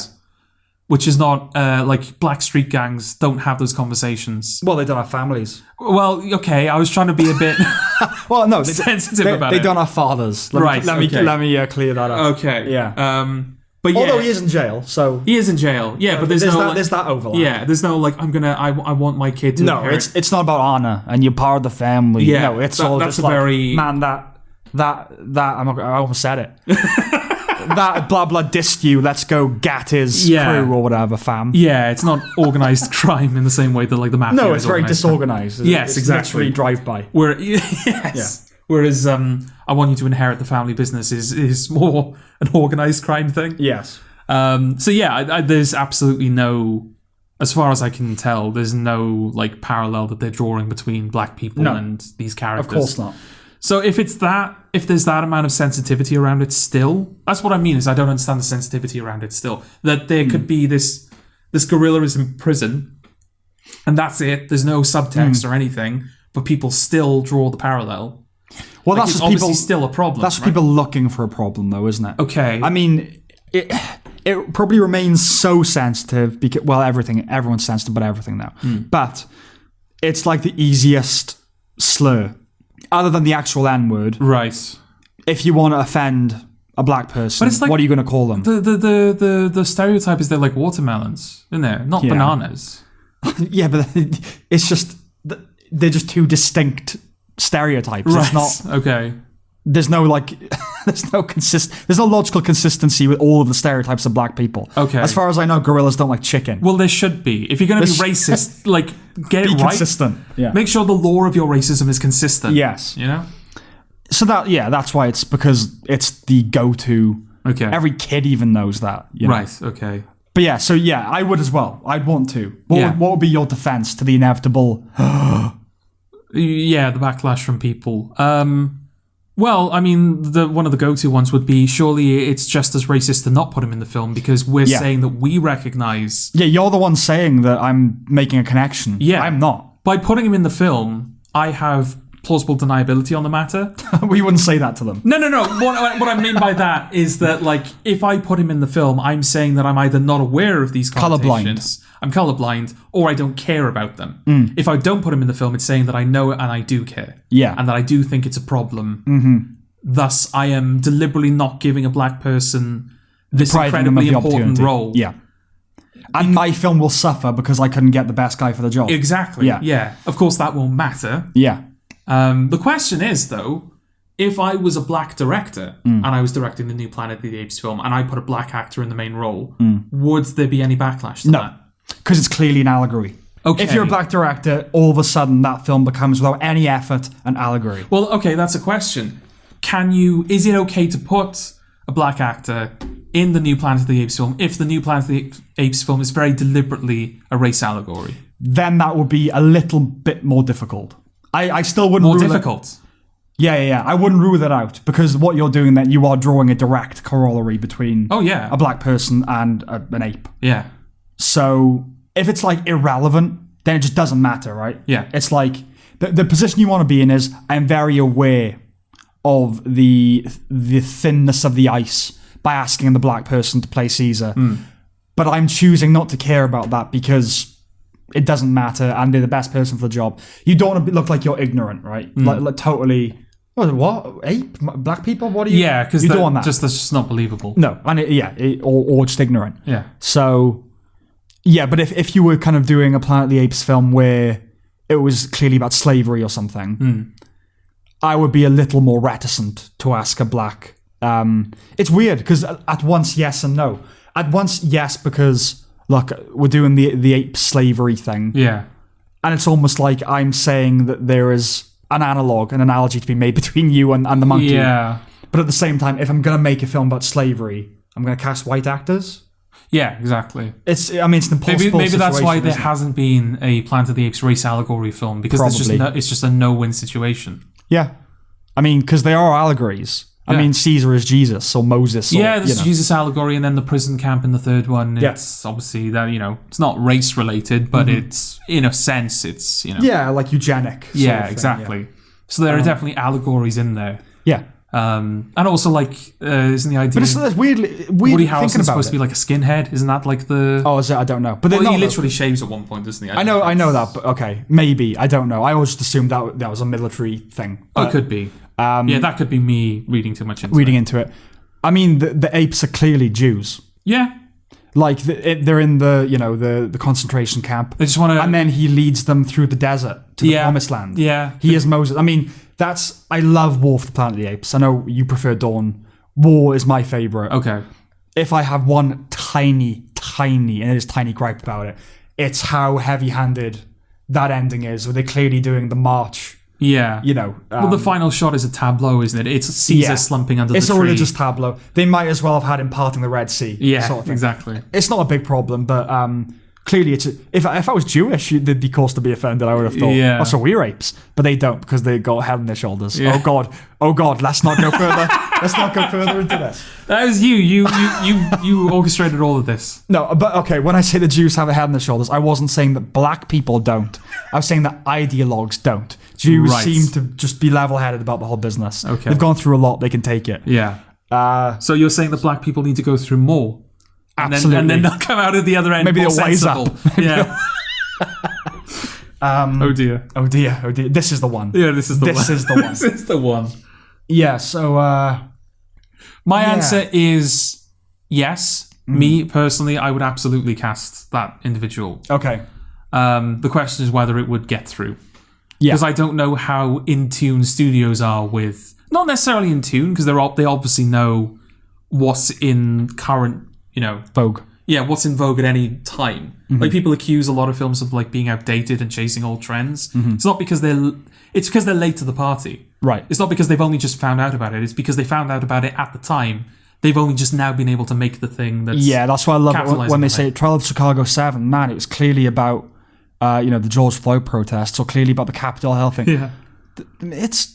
It's a true story for one thing. Yeah. Secondly, it was, it's been in production for years. It's just the lack, like 2005 was when the idea was planted. Back when, like, current race relations were... you didn't have the race relations that we have now. Things were just better between the races. Yeah, definitely. It's just that kind of basic ignorance of the realities of filmmaking and how long things take. Yeah, exactly. So, I don't know if a studio would care. If I said, like, he's the perfect guy for the role, I know that some people might not. They might see a black guy playing an ape and go, oh, God, that's racism. Mm-hmm. Do you care? Because I genuinely don't know if you care, studios. I don't know. I mean, the last Apes film was 2017. There probably will be more just because it's a property that makes money. Yeah. And I don't see them being able to ever do another Apes film without it being an allegory for race relations. No. I don't think it's going to be possible anymore. 2017, we were in the mire with all this stuff, but it felt like, because it was part of a series that started in 2011. Yeah. So, now, black writer, I can't see any other way around it, Yeah. Speaking of which... Oh? There's going to be a new Superman film. Oh, okay. With Henry Cavill? Henry Cavill. I highly doubt it. Okay. So it's been produced by J.J. Abrams, I think. Okay. And it's being written by Ta-Nehisi Coates. Do you know Ta-Nehisi Coates? I don't. Ta-Nehisi Coates is a novelist and a kind of cultural commentator. I think he writes for The Atlantic. Oh, is it he? It's a he. Oh, okay. Yeah. The name sounded like a... EC, yeah. Okay. I see where you come from. His writings basically inspired the series Watchmen. Oh, the The Tulsa Massacre. Damien Chazelle. What's his name? Damon Lindelof. Damon Lindelof, his series. Yeah. Okay. He read about the Tulsa Massacre as written about by Ta-Nehisi Coates. Okay, all right, okay. Yeah, now Ta-Nehisi Coates is terrible. Oh, is he now? Yeah, a true ideologue, a guy that said in his autobiography that, I haven't read it, but I'm told this is in there. Okay. On 9/11, he lived in New York, and he writes that he watched the towers burn without a shred of empathy because of the history of race relations in the United States. Okay. Yeah. Because how could he possibly care about all these Americans dying when they had slaves 200 years ago? Right. That's a bit of a kick in the teeth for all the minorities that were working in the World Trade Center, isn't it? A little bit. Yeah. And the firefighters and the paramedics and the police officers. And the innocent bystanders who died. Yeah. Yeah. He's a cunt. Okay. Anyone who writes that, and after the age of 18, you're a cunt. If you write something like that. Yeah. As far as I'm concerned, right? Anyway, he's writing the new Superman film. Any chance, is there a snowball's chance in hell it's not going to be about race in America? Yeah. That Superman's not going to be black, and it's going to be basically a Watchmen, but with Superman? Okay. And Watchmen's like, we had our problems with it. We liked it mostly. We had our problems with it. Yeah, I think so. Yeah. It could do that, because it's an adult show. It's an adult idea. Yeah. Superman is supposed to be for children. That doesn't mean you can't do something vaguely challenging with it. No, of course not. But if there is a superhero aimed at children, it's Superman, right? Yeah. He's called Superman. Yeah. Yeah. Because you know what it's going to be, right? I think we talked about years ago, if I was ever going to do a Superman film, my university idea for it was, it would be like they discovered the ultimate weapon existed, and all these countries would be fighting over like the ultimate nuke. Yeah. Like, it's that line in Watchmen, right? The Superman is real and he is American. Yeah. I love that sort of stuff. But you know what it's going to be now? It's because Superman fights for truth, justice, and the American way. But what is the American way, He's man? a white supremacist. He fights for the white people. I don't think they'll do that. Okay. They'll kind of invert that, you know? Oh, he fights for the black people. Well, it's going to try and unpack what that means. Truth, justice, and the American way. Did you know the American way actually meant slavery from the Atlantic Passage? And it's just, I know it's going to be going to be people like educating Superman. Making Superman's going to get woke. Superman's going to get woke. Yeah. Yeah. I don't know. Like, this is all conjecture. But Michael B. Jordan once auditioned for the role of Superman. I see. And can you see that happening? Yeah. I can see that happening. Okay. This is the thing, like, yes, it's trendy. Yes, if you're hiring a black writer in this age where it's been said that, you know, like, oh, if a white writer has like a black protagonist, he's actually taking the opportunity away from a black writer. Yeah. Even though that white writer was always going to write a show with characters in it. Mm-hmm. So by making some of his characters minority, like he made them minorities to give those roles to... Yeah, and it should be noted as well, not just an incidentally black writer, a black writer. Yeah. You know, like, I don't mean that to sound disparaging, but writes about black issues. And that's all he writes about. Yes. So I wouldn't be surprised. I wouldn't be surprised. You know, I think a lot of people are expecting it's going to be a black Superman, and it's going to be... Race relations are going to be in there. Yeah. Heavily in there. Yeah, the bad guy will kind of be a supremacist in some way. Yeah, exactly. But I can't imagine that the people who own the rights to Superman that have access to the, what do they call it? The estate, the Superman estate, are going to be so willing to bend to that. You know? Firstly, if it's done in a Black Panther fashion, they'll go, well, that makes money. Okay. I don't think it's going to be like a didactic woke thing, but I think it's going to try and deal in those sorts of areas. Yeah, so if Black Panther did it, we can do it. That's the first thing. Okay. Second thing is, the Dr. Seuss estate has washed their hands of him. Yes. This is the age in which we live. Yeah. I remember saying this to you, like, I want you to make a GIF of that Stephen Fry thing at the Catholic Church. It's like Dr. Seuss' estate has turned its back on him. Then what are you for? Yeah. You know, that's There's literally the only point of view. Yeah. Is to protect the legacy of Dr. Seuss. Dr. Seuss as well, a children's author. Yeah. Children's books.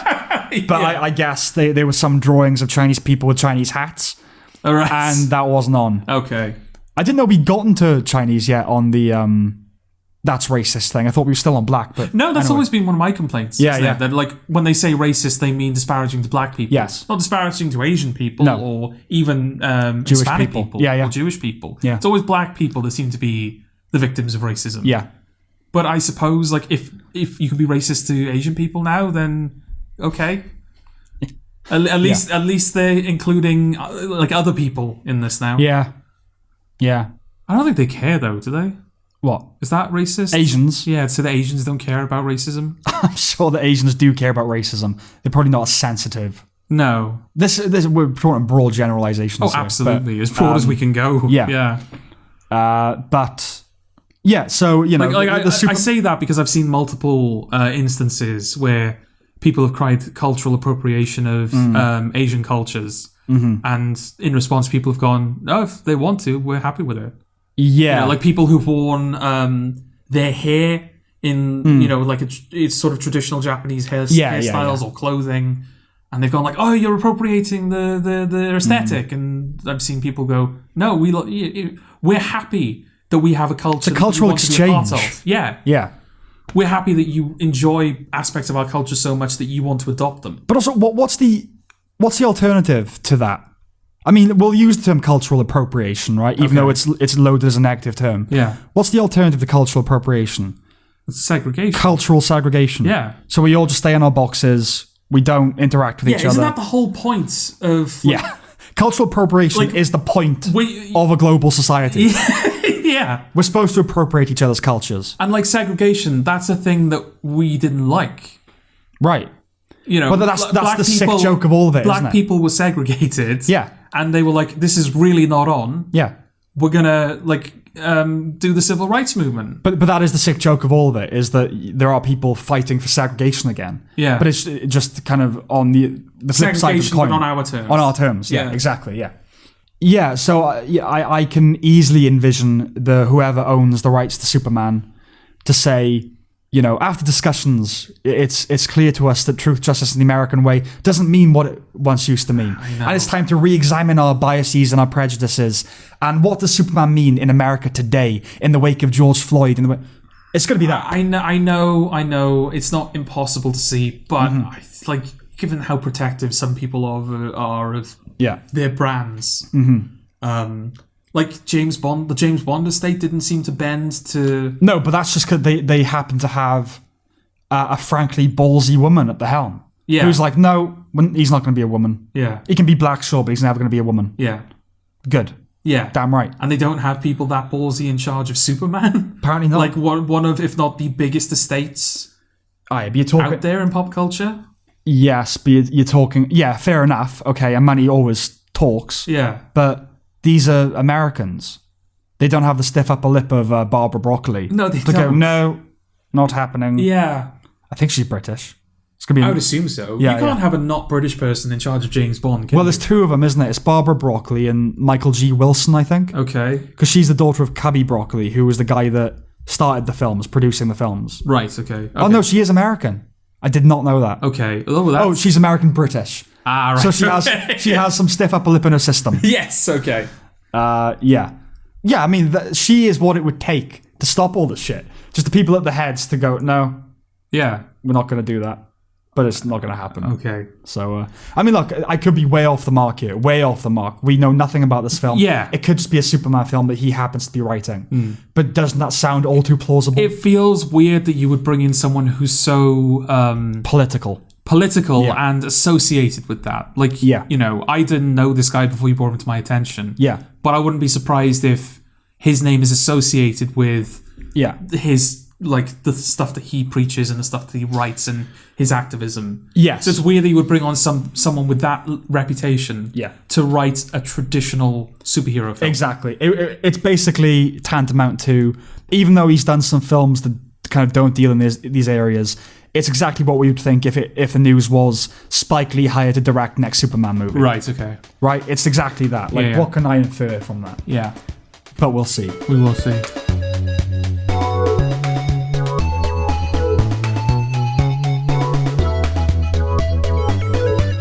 I've got another question for you. Oh, God, what's this one now? This one's a little bit safer. Okay. If we could artificially increase everyone's intelligence, should we? Okay, all right. Yeah, that one feels a little bit safer. Oh, thank God. Unless you go, well, everyone but the blacks. Well, the Asians... Oh my God, this has spiraled out of control. Well, the Asians, let's be honest, they don't need their intelligence increased, do they? They don't. They're having theirs decreased artificially by universities, aren't they? Yeah. Have you brought that up before? Sure, I have. Okay. They're like, they kind of shave points off them and add them to the scores of black students. Yeah. Yeah. So we found a way of even making this about race. Okay, so your question was if we could artificially increase everyone's IQ. Yeah, call it a slightly more sensible sequel to your question. Which was... whether we should exchange penis size or breast size for IQ points. Yeah. Do you have, like when you say IQ, any number of IQ points or a specific amount of IQ points? Let's say 20. Okay. So if we could increase everyone's IQ by 20 and there was no consequences to this. Well, that would be the question I suppose you'd have to ponder. What I mean the physical procedure. So in the same way that it wouldn't make you retarded, but it wouldn't. No, but like in the same way that like we're obviously all going to get the COVID vaccine at some point. I think like nearly 50% of the country's had it by this point. We still haven't had ours yet. But yeah, like everyone gets a vaccine, and in a week or two they get 20 extra IQ points. Basically. Yeah. And okay. Well, my question would be, what's the point of that? Well, why not? Would be my retort. Okay. I mean, I know that sounds like I'm being difficult. No, I feel like... But I think the burden of proof would be on why shouldn't we? Yeah, and I feel like that's a common enough reason in science. Isn't it? Like, why not? But yeah, I mean, we would have to analyse the kind of net benefit, net loss. I'm sure there are loads of things that we won't consider. Well, the net benefit is obviously everyone becomes smarter. Right? Yeah, and more shit gets done. Yeah, people who are average become clever. People who are clever become geniuses. People who are stupid become average. Yeah. Everyone goes up a bit. And vegetables just become dumbasses. I suppose, yeah. Oh, God, that must be awful, mustn't it? Like, you're in a vegetative state. Yeah. And you become cleverer. But you can't do anything about it. Yeah. Or your brain... Well, how would that work? If you're brain dead... but your IQ increases. What would happen? Yeah. Well, you're brain dead, so... Oh, would it just be like multiplying 20 by 0? Basically, yeah. It'd be like, I don't know, injecting antidepressant into a corpse. It's not really going to have much of an effect. Oh, that's a thought. The day that the zombie apocalypse happens, would all the zombies be smarter? Are they brain dead? They are brain dead, though, aren't they? They are. Well, they're... Yeah, because I think the idea is that the fact that they can move, and that they target the living to eat, that's reflex, basically. It's muscle memory. Never really understood the zombie thing. Yeah, like there's been so many different interpretations. Because the whole like brains, that's been out of fashion for years, right? Since like the 60s, really. Yeah. So okay. Well, let's just go with, it's a bit of a diversion, but the traditional George Romero zombie, which is that kind of brain, basically, yeah. But let's replace brains with general flesh. Okay. They just have to consume living flesh. Yeah. What are they? There's no magic, is it? They're not. It's not like they've been hexed back to life. No. And they're not afflicted, as it. It's not like a bug or like a virus. Yeah. Well, no. You do have those ones. Zombie viruses are another. Or they call rage or something. Rage virus. Rage zombies. I think Walking Dead. It's a virus, isn't it? Yeah. And they're not rage zombies. No, but it's virus, but they're basically Romero zombies. Right. Okay. Yeah. Yeah, I'm sure. Like there have been multiple incarnations of zombies where they've kind of explained it. Like I think rages, they're not dead, right? But they're infected. They're infected, yeah, and like they're so overcome with rage that they're single-minded in what they want to do. Monomaniacally. So they're living creatures, but they're so driven by rage that their free will is gone. So it's like sleepwalking. Yeah, kind of. Like they're not... Yeah, they're alive, but they're not living. Conscious, yeah. And then you've got reanimated corpses. But the zombies are the undead, aren't they? The living dead. So does that mean they're living or dead? Is Is that one of those things you're just supposed to go, oh yeah, sure, that makes sense? I'm supposed to, but what am I? A sheep? Especially if I've got an extra 20 IQ points now. Exactly. I want to know things now that I can understand them. I'm sure he won't, if he listens, he won't mind me mentioning him by name in this one instance. A friend of ours called Chris Lambert. I remember once I pointed out something about Strictly Come Dancing. Okay. And what does that mean? Strictly Come Dancing? And I was trying to dissect. Yeah. And his response was, calm your tits, Winston Smith. And I think, which is obviously the 1984 character. Yeah. And since then, that's for me become the go-to, if anyone's being vaguely conspiratorial. Right. Calm your tits, Winston Smith. Okay. But yeah, no, The Living Dead. I mean, it's meant to just be like a cool oxymoron. Is the idea like they're living dead because they're dead, but they're mobile? Necromobile. Yeah. No one's going to get that. So. No one's going to get it. No. We're not even going to explain it.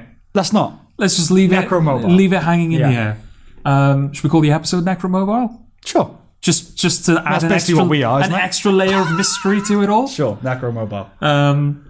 Maybe there might be a better title. There might be a better one, but for now we'll say like, if you're watching this on YouTube or listening on Spotify or whatever, and the title is Necromobile, it's because we were that bland. We couldn't be bothered to like listen back and come up with a better title. Yes, so they're the living dead because they are dead, but they're mobile, much like a living person would be. But so what's motivating them then? As in biologically, what is the impetus? Yeah, I don't know. I've always written it off as if you're not happy with just like, oh, it's supernatural. It's just one of those things you accept, you know? Yeah, I mean, it's obviously supernatural, but what impulse is being imparted into them? Like muscle memory, I guess? Okay, because again, it's not like a sorcerer, you now rise from the dead. It's not magic.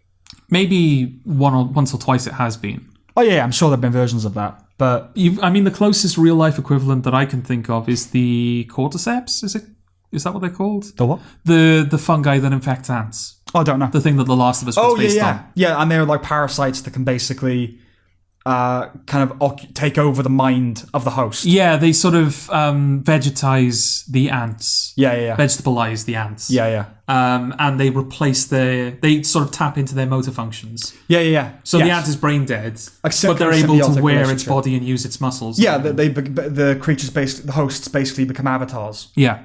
So I don't know if that's the idea, that this virus or just some supernatural forces wearing these zombies like a suit, basically. And it just needs to consume the flesh. Yeah, it's just operating on that. All right, let's go with that. Okay. So yeah, raising the intelligence. Yeah. So we didn't actually answer what would raising the intelligence of a zombie do. Would it snap the zombies out of their stupor? No, because they're dead, aren't they? Right, okay. Yeah, it's the whole... Even the rager zombies. Would it raise their intelligence to the point where you go, you know what, why am I angry?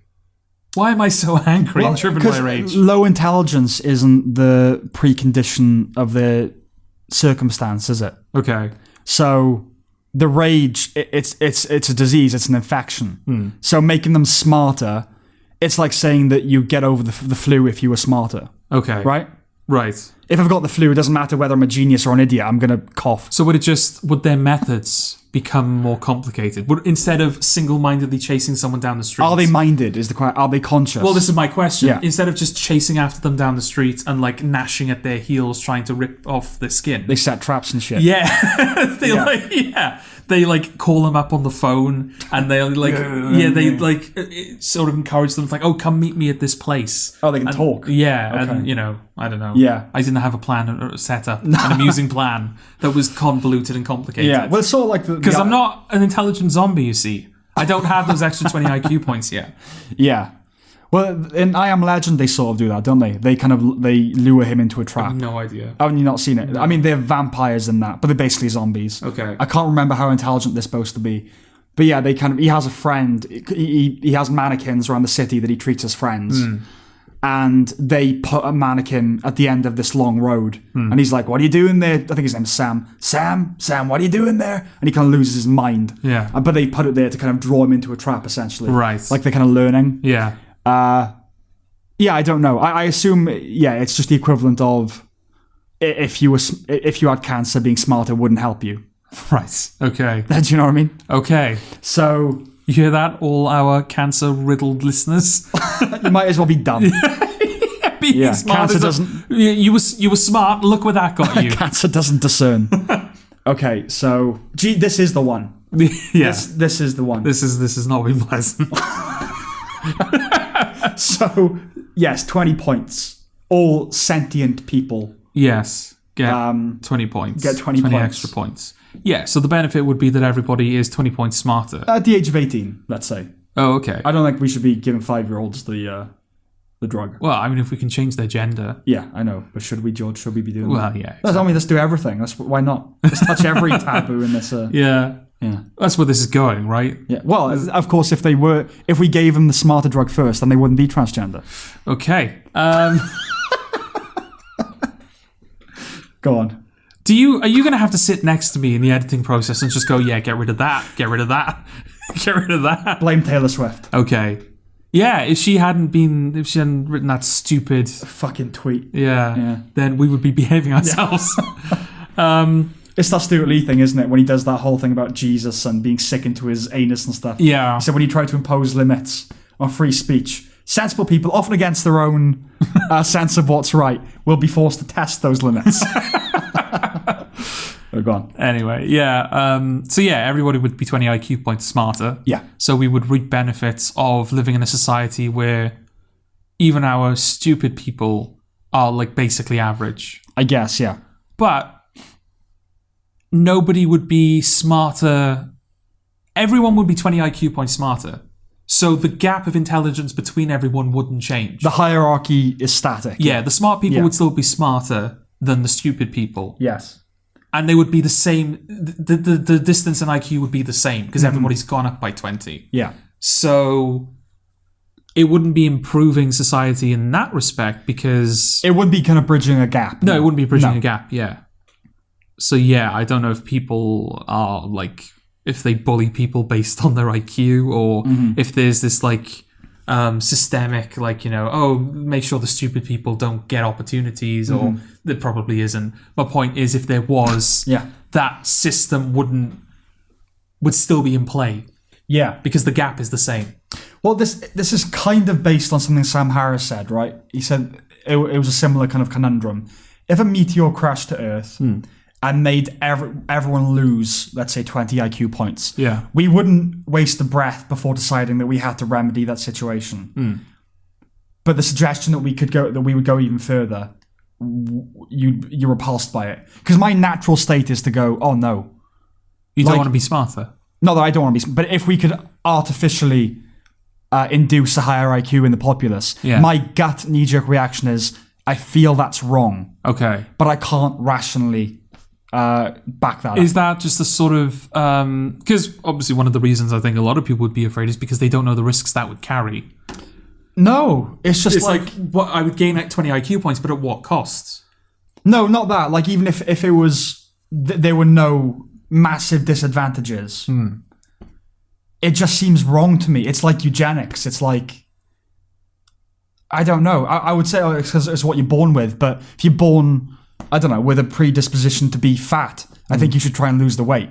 Yeah. So it's not like I want everyone in their natural state. It's not that. Yeah, it's not like, well, you're messing with nature. This is not how... No, because IQ, or if someone has cancer, that's natural. I don't think they should just die. Don't get the treatment because God gave you cancer. Fucking live with it. God gave you cancer. Let's call the episode that. God gave you...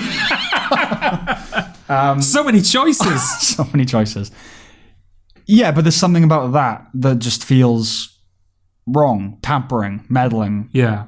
I don't know why, Yeah. I don't know why that's different than weight or health or anything like that. Well, yeah, I suppose, I don't know if I would be... Objectively, there's no reason to think that I wouldn't be better off for it, for being 20, like having 20 IQ points, being 20 IQ points smarter. But it also, like, what does IQ even mean? Well, yeah, it's a very particular type of intelligence, isn't it? It is that, yeah. I mean, IQs are not necessarily an accurate reflection of how intelligent you are.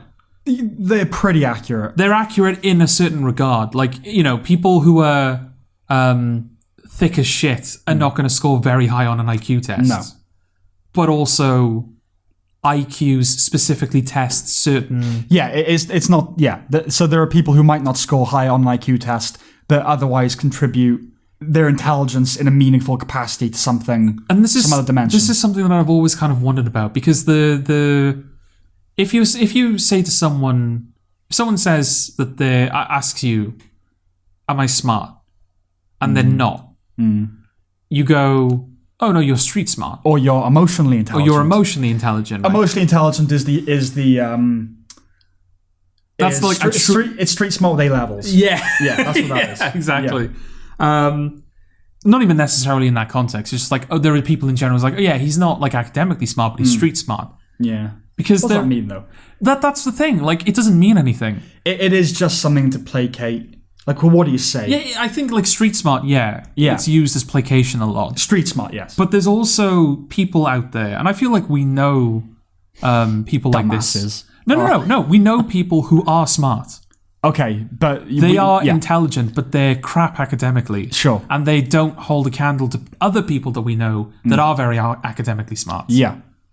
Like, I don't know where I sit on the intelligence spectrum whatsoever. I feel like I do okay in IQ tests, but I know that I don't excel in the fields that IQ tests are designed to test. Yes. But I don't think I'm an idiot.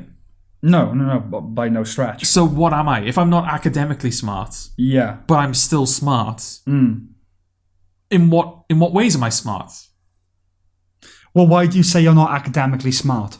Well, because I don't have, for one thing, I don't have the patience for it. Yeah, if I put like puzzles and maths equations and stuff, I don't have the energy to sit there and. Yeah, but that's what that is, though. It's not a failure of intelligence. You're just a lazy fuck. Okay. That's what it is. If you applied yourself to those sorts of things, you would do really well. Okay. But you can't be asked.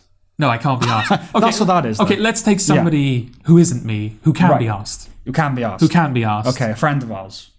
Sure. I had. Oh, right, you're going to... Yeah. I didn't have a particular friend in mind, but maybe we know someone who does fit the bill. Okay. Somebody who can be asked. Yeah. And is capable of doing decently on an IQ test. Okay. But they're clearly an intelligent person. Right. But you can't point to, like, oh, this is how he's intelligent. It's not like, oh, he's very gifted academically. He's very... another indication. Creative. Whatever. Like, you can't point to one specific thing and go, this is why he's intelligent. But they've got a head on their shoulders. But there's no denying that they are intelligent. Okay. What's the term for that? How do you describe a person like intelligent. that? Yeah, but, like, if you can't demonstrate their intelligence, but they are clearly intelligent. Do you know what I'm saying? Yes, but obviously, like, how some things can't be quantified in that way. There are people who are great orators and writers. Yeah. Like the proof's in the pudding sort of thing. But okay, so what do we call? Because I feel like when there is an intelligence that we can't quantify, it's rolled up into either emotional intelligence or street smart or creative. Or creatively, they're a creative individual. Not even necessarily creatively smart, just they're creative. They're creative, yeah. So yeah, what term should we come up with for someone who's intelligent without but in no way we can measure? Yeah, smart. I mean, I don't think we have to invent a word. Okay, intelligent, I suppose, does imply it's very closely connected with academic intelligence. Yes. It's very intelligent. Well, that's what the school system is geared towards. Yeah. People who come out of the academic system the best are the academics. Yeah. Aren't they? That's the kind of logical end point of academia. Yeah. It produces academics. It produces academics, yeah. That's the thing that you're tested for. I remember very quickly, I remember being in university and we had a Hungarian lecturer and, we had to read these essays on Hungarian short animations. Right. Dull stuff. Yeah. You're not just budding writers, you are budding intellectuals. No, academics. I'm thinking, no, I'm not. I'm not. Like I want to write my script. You just assume that. Yeah. I'm not a budding academic. I'm a budding writer. Yeah. This is like a trade school as far as I'm concerned. Yeah. Genuinely. I'm not saying, obviously academia has its place and I don't dislike it. But no, we weren't budding academics. It was a script writing course. Yeah. Anyway, so a word for someone who is intelligent without, okay. And you're not happy with clever or smart or... Well, I just wanted to sort of bring it to people's attention, I suppose. Okay. That it's there's a domain of intelligence that isn't quantified. Yeah, that we haven't really identified yet. Yeah, because there must be, like, if you are you academically good in school? No. Are you like creative? No. Okay, but you're clearly not an idiot. You are intelligent. I would identify you as intelligent, but I can't. There's nothing I can point to and say this is why. This is how you're intelligent. Okay. But you clearly are. Well, do you have a person in mind? I'm not saying you should bring them up, because I'm struggling to think of someone who there's nothing I could point to and say, look, there's a reflection of their intelligence. Yeah, I mean, there's always something. Yeah, I mean, we have a friend who is like not as smart as us. Okay. But he's not an idiot either. Like, he's smart enough. He's smart enough to be considered smart. Okay. You don't know who this Tell me person before, is. and you can edit it. Oh, okay. I don't know. All right. Okay. Yes. Sure. Yeah. Yeah. Yeah, like, he's not an idiot, is he? No. He's not academically smart. He's creative, I guess, but not creative. No, okay, he's not creative. But he's not an idiot, is he? No. Okay. Fair enough. Yeah. So, like, how would you... Good question, yeah. How would you quantify his intelligence? Sensible. You know what I mean? Okay. Like, just by talking to him. You know what I mean? Yeah. That's how you get the measure of people anyway, is by talking to them. That's how you know. Yeah. Because I mean, there are plenty of people I know that did really well academically that I know are fucking idiots. Yeah. It's because academia is, you just follow the rule. Yeah. Like, follow this pattern and you'll do well. Memory as well. Memory is usually used as a sign of intelligence. But that's like... Because most exams are basically memory tests, aren't they? Yeah. Here's an equation. Find the answer is like an exception to the rule, I guess. But most questions in exams are, like, give me the information that you know on this topic. Basically. Or here is the opportunity to write an essay. Remember all the keywords we taught you to use and how to apply them and everything. Yeah. So yeah, somebody who isn't good academics, someone who doesn't have the best memory, someone who isn't creative, but they're not an idiot. What are they? Because they're not an idiot, but they're not smart in any way that we can measure. I'm going to ruminate on that. Okay. It will be next week, Sam's Lexicon. Not next week. We should probably say... Oh, yeah, that's a perfect opportunity. Yeah. This show is going fortnightly. It is. Because it's sort of been that for a while, isn't it? Yeah. We're choosing to do it now. Yeah. We are going fortnightly. There's no reason that we shouldn't be able to stick to that. No. Touch wood. We should be okay. So yeah, it gives you a bit of a break. So you're not listening to 2 or 3. We're not taking up 2 and 3 hours of your week every week. Yeah, you can really digest those chunks. Yeah. If you want to listen in bits. Really listen to just how awful this episode has been. Yeah. In a moral sense. Yeah. Okay, so how are we resolving the intelligence question? Oh God. I suppose I would just say I can't rationally think of a reason why not. I welcome listener input. Yeah. But my gut says no. Okay. What about you? Yeah, I suppose I would say no as well, but I don't know whether it's just me being like, oh, I don't like change. Okay. Laziness again. I suppose, yeah. But just like, I don't know what that world will look like. Yeah, let's just not tamper with... Yeah. It's that Jurassic Park thing, isn't it? You spent so long thinking whether you could, you didn't stop to think whether you should. Yeah, exactly. Okay, so I've got 2 bits of homework for Sam's Lexicorner then. I've got to come up with that. Yeah. And I've got to come up with a replacement for creative protraction. Yes. Okay. But you have a Lexicorner prepared for us, don't you? I do indeed. It's returned. It's returned. We returned and now it's returned. It was generated organically as well. Oh, good. Okay. Okay, this is a Sam's Lexicorner then. Yay. Samuel. Words. Phrases. Sam's Lexicorner. Hello, welcome to the corner. So you were talking about an ITV show that you're... No, I tell you what I was talking about. Yeah. I was talking about Your Honour. You were? My Honour. No, we were talking about the TV show Yes. Your Honour, which is showing on... Well, I think it's streaming, but Sky Atlantica, the channel that's... it's on Sky, Yeah. I suppose we're not going to talk about it on this episode. I don't even know if we're going to be able to finish it. Okay. Because it's not holding my attention Interminable, whatsoever. But I said to you, like, I'm really frustrated by shows that look like Your Honor, where they're not monochromatic, but they're so damn close to it.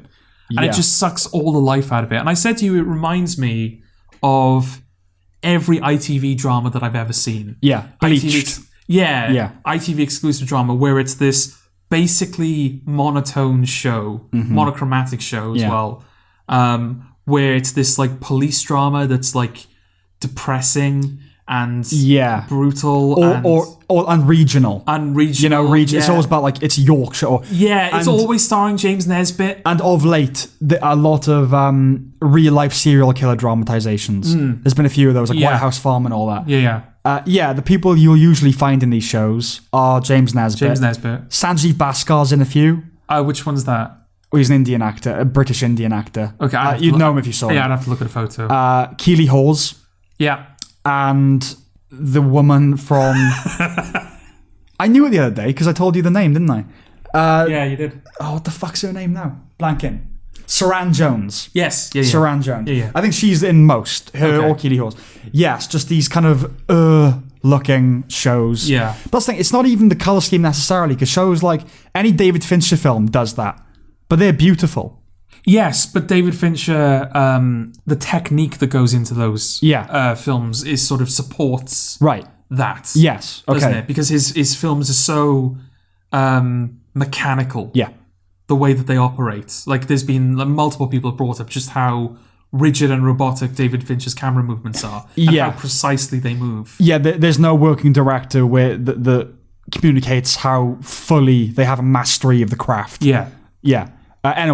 So, just those miserable, usually a northern accent, drugs, council houses. Yeah, they're always in those tower blocks. Like 15-story council blocks. Yeah. Someone gets killed. There's usually a child that's neglected. Yeah, just these miserable James Nesbitt shows. is always an alcoholic. Or whoever's playing the James Nesbitt role is always an alcoholic. Yeah. Saran Jones as suffering from a past trauma that is kind of bubbling to the surface. Yeah. All that shit. Yeah. I'm calling that trend Broadchurch.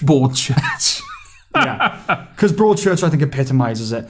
I like the first season of Broadchurch. Yeah. But its look, and the second season especially. Just people on beaches looking out at a grey sea looking fucking miserable. Yes. Broadchurch. Samuel. Words. Phrases. Sam's Lexicorner.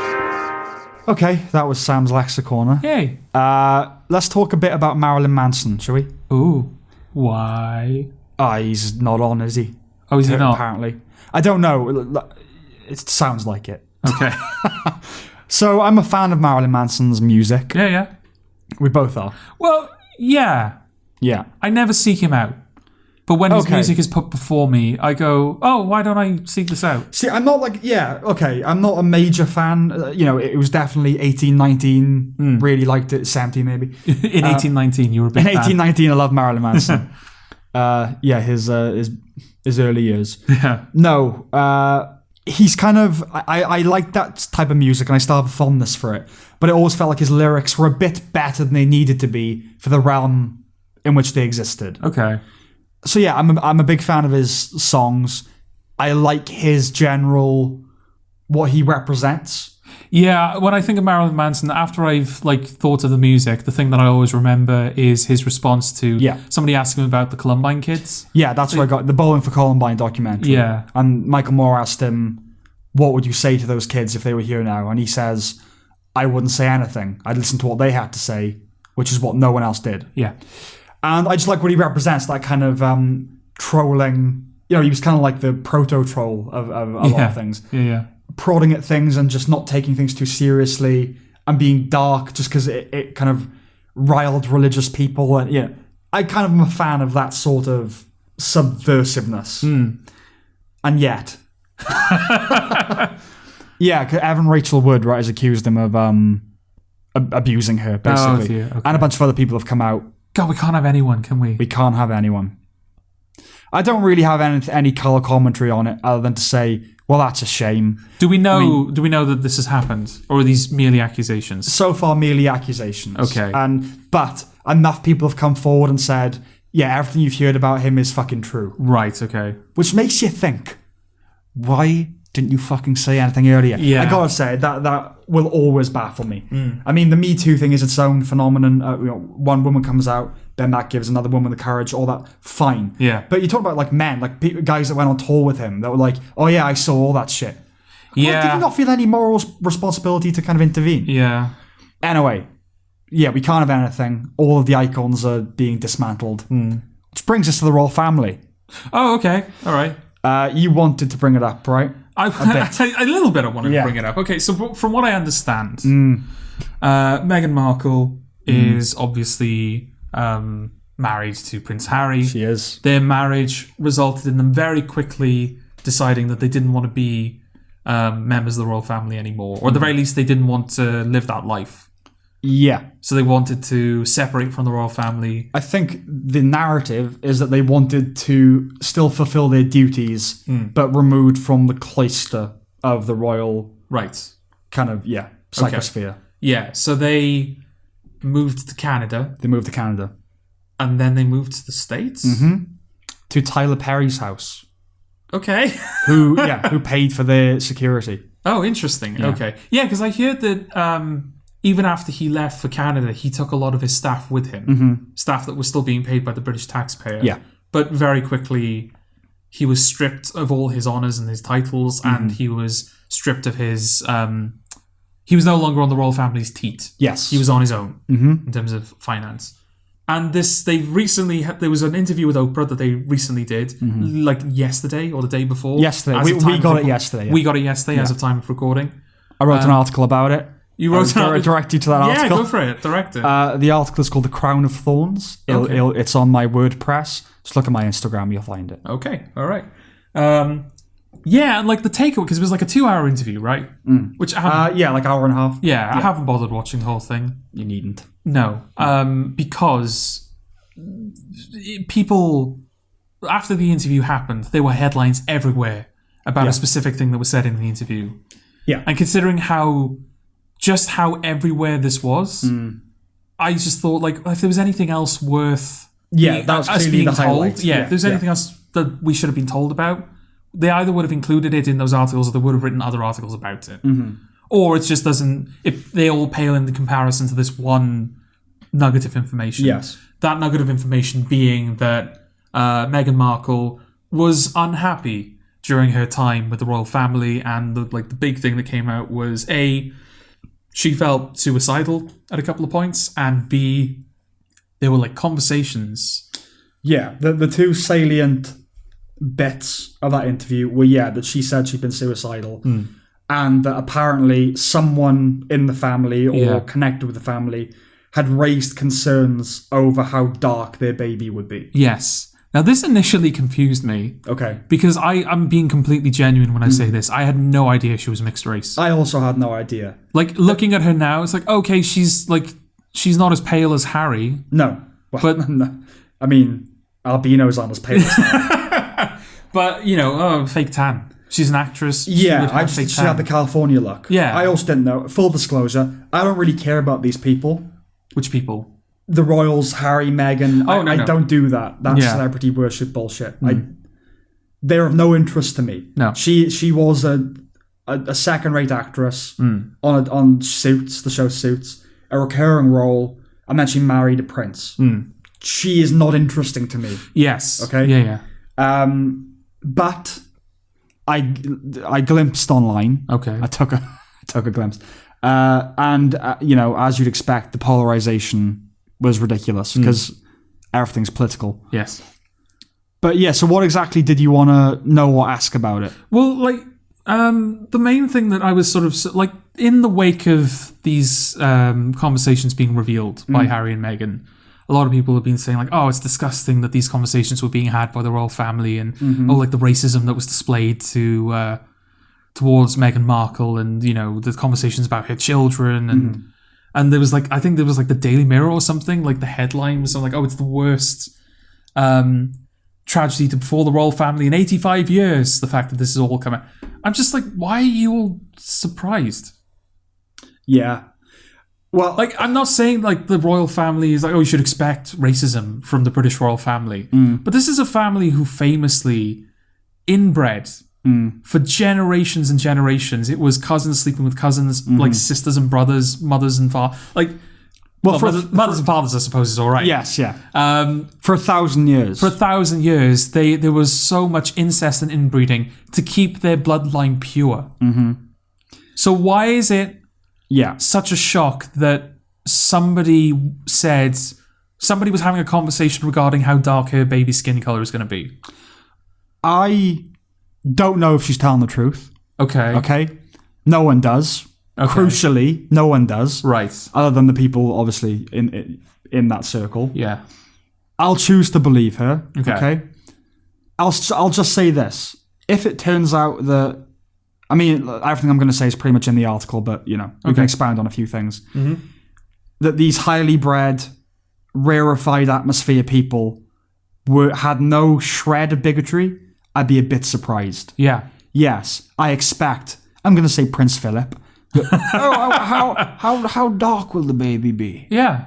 It wouldn't blow my mind. No, of course not. Because that's the other thing as well. The royal family, they are products, aren't they?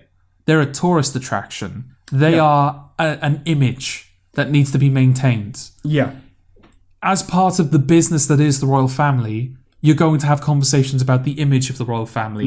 And that those conversations, inevitably, if you have a woman in the family who is going to have baby and she's mixed race, of course someone is going to say like, oh, maybe like the baby's skin being dark would, like that's going to change perceptions about the royal family. Yeah. Whether those perceptions be more positive or more negative. Yeah, God knows what the truth of this is. Yeah.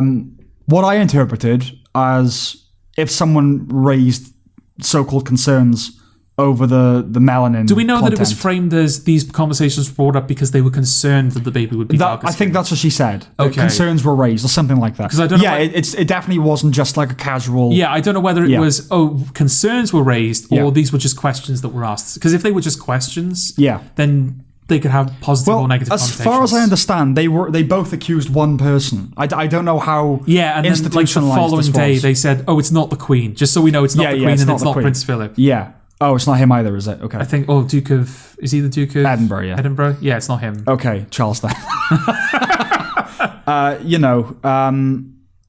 What I interpreted it as was, if the baby is a bit brown, is it going to look like it's not your kid?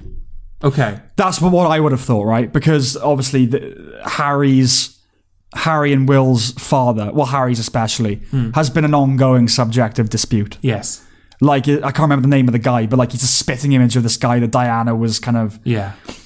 So I think they don't want to repeat history in that sense, right? No, and also, like, it can't be a matter of... I haven't seen this, like, people are saying that this is what was implied by it, so I don't know if I'm arguing against the point that isn't a point.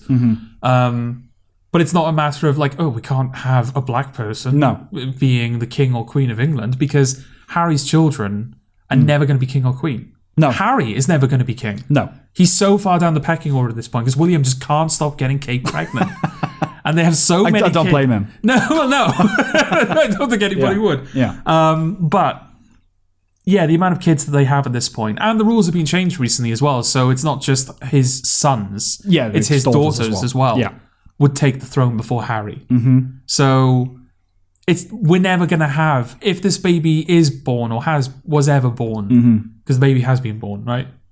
Like a couple of years ago now. Who, Harry's? Is it Archie? Archie, yeah. And she's pregnant again. She's pregnant again? Yeah. But were the conversations about Archie? Yes. Okay. Yeah, if Archie was darker skinned, either dark skins or just darker skinned than the rest of the royal family. A bit Mediterranean. Yeah.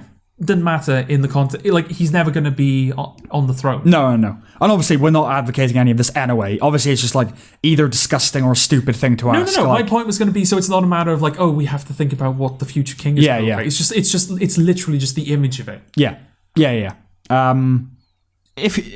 I don't recommend you watch the interview. the overriding sense of it for me was sanctimony Okay. and insincerity. From Both of them. Okay. I know that these kind of interviews, they do just have that kind of whiff of bullshit about them anyway. It's all a facade. Well, I think people have brought up the irony of it all, haven't they? Like the whole point of them uprooting and going to America and away from the royal family was they didn't want to be in the public eye. Yeah. They wanted to have. wanted their life to be their own, and now they're doing interviews. He's got like podcast deals on Spotify. Netflix. I mean, I say in fairness to the guy, but like this guy, his entire working life, he's served in the military, right? I think so, yeah. And he can't serve in the American military. No. And he was a member of the royal family, so he's not trained in anything. No, look. So what possible job could he get? I have absolutely no qualms about him and Meghan wanting to leave all that. Like, No, yeah, of course not. fair play. I don't care. Yeah. I don't care about the royal family. You know what I mean? They mean nothing to me. How very modern, I suppose. But that's the thing. How very modern. They mean nothing to anybody, of a certain age. Yeah. But they still want to bring it down. They still want it. It's not. What does it cost you? Yeah. Other than tax money. But I actually was reading, because I was writing this article, I was like, what is the benefit, the kind of, the monetary benefit of the royal family?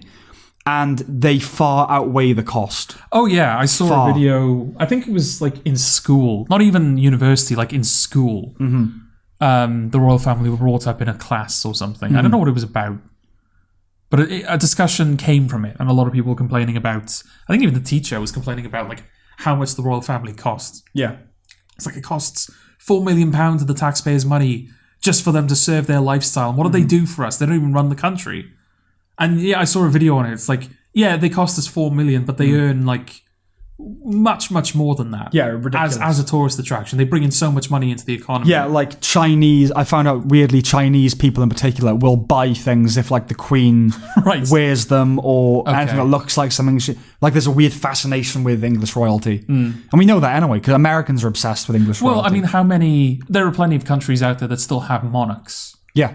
But like with the history that the British monarchy has, and also just sort of like given like the place that the British Empire used to, like how far-reaching the British Empire used to be, and how prestigious it used to be. Finish my point for me, Sam. I don't know. Okay. Well, my point was going to be it's probably one of the more iconic royal families in the world. Yeah.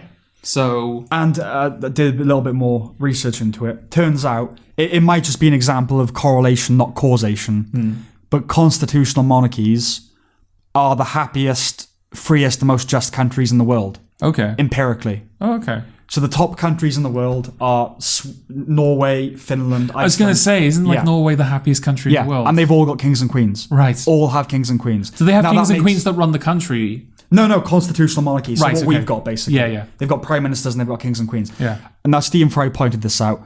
Royalty is rationally stupid. Yes. But empirically, something's working. Yeah. And he said, like, in countries where there's no official separation of church and state, like here, it's the most secular country, like, imaginable, you know? So there's something to be said for them. And they do hold a place in the architecture of the West. Like, you know, the Blitz spirit. And I said and think, you know, like, it seemed like everyone derived some relief from the Queen's We'll Meet Again broadcast. Yeah. You know? Everyone was kind of waiting for that, and it united people for a second. I think more people watch that than they do her speeches every year. Right, like they symbolize unity, national unity. Yeah. And they have their scandals, who doesn't? And, you know, the family, it could always improve. But again, what couldn't? There's a baby in the bathwater, don't throw it out sort of thing. Yeah. The worst thing about the interview for me was she said, oh yeah, this racist was worried about how dark my baby was going to be, and then refuses to say who it is. Now she says, oh, it's to protect their anonymity. Bull fucking shit. Well, why? You can't make a claim like that and then not clarify it. Because what it does, in my opinion, is by being vague, it implicates everybody. Yeah, exactly. Yeah. It's not one bad egg. It's the entire system that she's and that is by design. I would put money on it. Yeah. That is a tactic. It's like a murder mystery party where you know only one person's the killer, but everyone's kind of under suspicion. Yeah. I think that's kind of despicable. Like, if you're going to make a claim like that, fucking tell us who it is. Because now we're left to infer a vague web of systemic the whole discrimination. royal family is now racist. Yeah. And there was quite a lot of that, of kind of, because she would kind of falsify reticence. Like, I don't know if I should tell you that. Start a thought. Why I are you in this fucking interview if you're not going to tell us anything? They didn't look at the questions. It wasn't vetted. Trust me, Geordie, watch it. It's one of the most stage-managed interviews I've ever seen in my life. Yeah. Ever. And it showed they had some chickens they'd saved from a battery farm. I said the whole thing was just an opportunity for them to kind of... She was like petting like stray dogs. Like, we've saved him from abusive family. Well, she said... Okay, I know the thing about her being honest about her suicide, what suicidality. Everyone's saying how brave and courageous she is. I'm sorry. No. Not having it. Not having it. This thing, it is brave. Not brave. That's an abused word. Good for you for seeking help if you feel that way. Yeah. Right? We all think that. And I believe it. I'm not one of these people that's skeptical about it. Fine, whatever. Yeah. I'll take it at face value. But she discloses that information, and then she says, it takes so much courage to come forward when you need help. She's ascribing courage to herself. Yeah. I'm like, what, do you want me to like you? Like, what are you trying to do here? It was that, and then she said, like, Oprah compared it to a fairy tale romance between her and Harry. And at the end of the interview, she says, it's better than any fairy tale romance you've ever read. Right. Like, right. The whole thing was just an opportunity for them to cast themselves as messiahs. Yeah. Like, we are the modern wokesters that got away from them. Yeah. You know? We are the inspiration to all these people. And that's the thing. Again, I only watched it because I wondered what was so fucking damn interesting about it. Yeah. And it's not that interesting. It's not interesting at all. The only interesting thing is in literally every headline at the moment. Yeah. Yeah. That's why I didn't bother watching it. I'm glad that I didn't now. Yeah, yeah. If it's as dull as you're saying, I'm glad I didn't waste my time watching the interview. Weird timing. Like, didn't they like separate from the royal family years ago? Yeah, I'm not sure what It's weird that the spurned tell-all interview is happening now, especially if there's as... Like, the revelations were as urgent as, there's systemic racism in the royal family, which is what they're implying. Well, okay, so, again, I don't pay any attention to this stuff. I think I heard a couple of weeks ago, my grandfather told me that people that had worked, servants and stuff that had worked for Meghan, were making allegations of abuse. Right. Now, this could either have been a preemptive measure because they knew an interview was coming out. Right. Or the other way around. Like, the interview was done because of those allegations. So it's the shift focus from, okay. So I wouldn't be surprised. It's a PR war at this point. Yeah. I think the Queen broke her silence today. I don't really know what she said. Oh, okay. That's the thing. I'm not... It's so perverse. It's like the Marvel films. I'm not interested. But it's kind of interesting. It's, the kind of the public social nature of it. Yeah, and I was just... the thing that caught my attention was like I said, it's the surprise that everybody seems to have. Or like the shock, I suppose. The shock that, there was somebody in the royal family who was talking about how dark her baby was going to be. I was like, of course. Yeah, I wouldn't be surprised. That's the least surprising thing. Yeah. Like, okay, there are conversations to be had about whether that's appropriate. In a, like, I'm sure as a mother, you don't want to hear somebody asking you, like, is your baby going to be dark-skinned? Because I'm worried that might be problematic. But when you put that in the context of the royal family, which, as I said, they're not just a family that has a history of inbreeding for the sake of purity. They are an image. Yeah. They are a product that is sold worldwide. It's not surprising to me at all. No. And it's something that I don't know what Meghan's reaction to that was. I don't know whether this was framed as one of the things that was like motivating her suicidal thoughts, or whether it was just something that she was generally outraged by. So, but okay, if she wasn't expecting that, I'm surprised she wasn't. She kind of brought that up apropos of nothing. Oh, by the way, afterwards she says, I never intended... Oprah says to her, you've said quite a few shocking things today. And she said, I never intended on saying anything shocking. Okay. Right, okay. Yeah. So, yeah, she says that. And then both her and Harry allude to, like, racism playing a part in the press's treatment of her. And stuff like that. They never say what they mean. No. Which achieves the same thing as pointing out this anonymous skin botherer. They kind of go, it was all this racism, and Meghan opened my eyes to unconscious bias, Harry says. And that was disgusting. Oh, she's got Harry now a as well. royal using words like unconscious bias. Like, Yeah. not the royal family. Like some things have to be Well, he's above all not that. royal family anymore. No, okay, is he? fair So, enough. Yeah, you know. he's been kicked out. How would the press's treatment of her an indication of racism? Look, I don't know. Because they've I said feel like the press treated her fairly well, right? no, I don't think so. Oh no, I don't. God knows. Like I don't know. my memory of like is because we had William and Kate. That was like everywhere all the time. I think that's the thing. Like she and Harry are apparently compared unfavorably to those two. Okay, but it was on the heels of William and Kate. Yeah. And I think generally the opinion of the public, not necessarily the people who are, pro-royal and are really into the royal family, but I think a lot of people's thoughts were like, we've just done this already. Yeah. I care less about Harry and Meghan, not because I care less about them as people or because she's mixed race or anything like that. It's just like, we've already done William and Kate. Yeah. Like they're on their first or second child by now. I'm sort of done with this. We've done I'm William not interested and Kate, by it. and there was the whole thing of Kate kind of embodied, she's the new Diana. Yeah. Yeah. Good-looking young woman who's very good at that job. And Meghan is different in the sense that not only is she mixed race, which was never something that I think was ever brought to my attention. Never knew. Because I genuinely didn't know. But the big thing was that she's American, right? Yeah, it's like an outsider. It's more the Simpson, basically. Yes, it's an American making her way into the hearts of the royal family. Kate was an outsider as well. Not American. No. But that was the big thing with Kate and William, wasn't it? Is that she's not royal. Yes. Yeah. But she is managing to attain that status anyway. So even though Meghan is American, it's literally the same thing. It's like this outsider falling in love with a member of the royal family, and it's the same story. Yeah, we've seen it next kind of thing. I'll tell you what, that was another little. It was almost funny, really, but kind of disgusting. Is she was saying, "Oh, and I know from being mixed race," and I think that was the first point I went, "Oh, are you?" Yeah. I know from being mixed race how important it is to see people like you in positions of power, because it makes you think, oh, I can be that then. Right. I gotta say, I call bullshit on that, to be honest. Yeah. But, it's important to see people like you in positions of power. And that's why, I'm basically an inspiration to all these kids that I go with. And it cuts to her, right? With a group of African kids.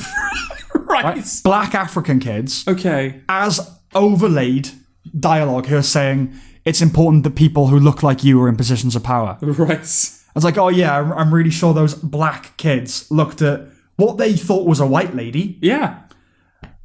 What? Do you know what I mean? Because that's the thing, I'm sick of it. And this is the kind of thing I usually would have skirted around, but I wrote about it as well. The mixed race, admittedly, but light-skinned and easily could pass for white Meghan Markle is not a racial trailblazer for Ugandan kids. No. It's not happening, all right? Fucking hell. It's just the self-grandiosity of it and the... Oh, yeah, they clearly love themselves. Did she say that? That's why I'm such an inspiration. I don't know if she said that's why, but she did say it's important that I'm an inspiration to people like that because they need to see someone who looks like me. Right. Yeah. Oh, no, yeah, trust me, it's unbelievable. Unbelievable. Right. It does not come across as likable at all. But she said that she had the blues and wanted to cut herself, and so we're supposed to love her. Yes. Well, that's how you do it, isn't it? Yeah, that's how you do it. Yeah. It's... Yeah, sick of it. Sick of it. So that's the takeaway for Okay, all right. So, black people we've offended. We've offended people who were suicidal. Chinese people. People with cancer. Trans people. Apes. And apes. We've had them. Oh, you said that. Yeah. Okay. Right. Well, should we end on a review then? Yes. Okay. Okay. Oh God, this. I'm looking at the title of the film and realizing there's one more group left to... Oh, yeah. I thought oh, great, a review will end uncontroversially. Were it not for the fact that the film we're going to be reviewing is Promising Young Woman. Yes. Okay, I have a question, actually. Ask. That'll sort of bring us into the review. I was not going to watch this film. No. You asked me to watch this film. I did. So that we could talk about it on the podcast. Why did you ask me to watch this film, Sam? Okay, so I asked you to watch the film for... one reason, really. Yeah. And that was I had a certain expectation of what the film was going to be. Okay. And the film wasn't quite that. Okay.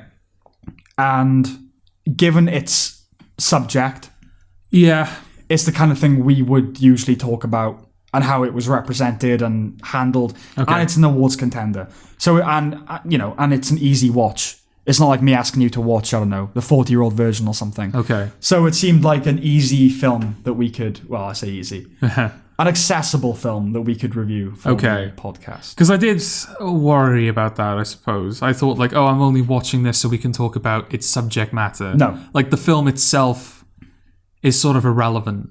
That's what I was like. The film itself is whatever, but you're watching it because of the subject. I will say, if the subject matter had aligned more with my expectations, I would be more reticent to talk about it because we've said it all before. But it's because of its approach that you're... Because of its approach and because I was surprised. Okay. Yeah. Okay. Yeah, I was surprised in the sense that this is a film. Yeah. I was worried that it wouldn't be a film. For two reasons. We've brought up multiple times about propaganda disguised as films on this podcast. I feel like you've brought a couple of films to my attention in reviews. Yeah. Where you've said that, like, it's clear from the beginning. I can't think of an example. You'll have to tell me of an example. But it was clear from the beginning that they knew how the film was going to end. Right. They knew what message they wanted to convey, and everything in that film is working to get that message across. Whether it's, the message that black women are oppressed or similar messages. Yes, I don't know. But yeah, like they're propaganda parading as films. So I was worried it was going to be a case of that. But I was also worried it was going to be a case of the film itself is nothing to write home about. It's unremarkable. It's not that interesting. It's not even well made. But because of its subject matter, people are applauding it anyway. Yeah. So I was in for a rough watch, but I was supposed to like it because of what it was about. Sure. And I don't feel like either is true. I would agree. Yeah. Yeah. Which was interesting.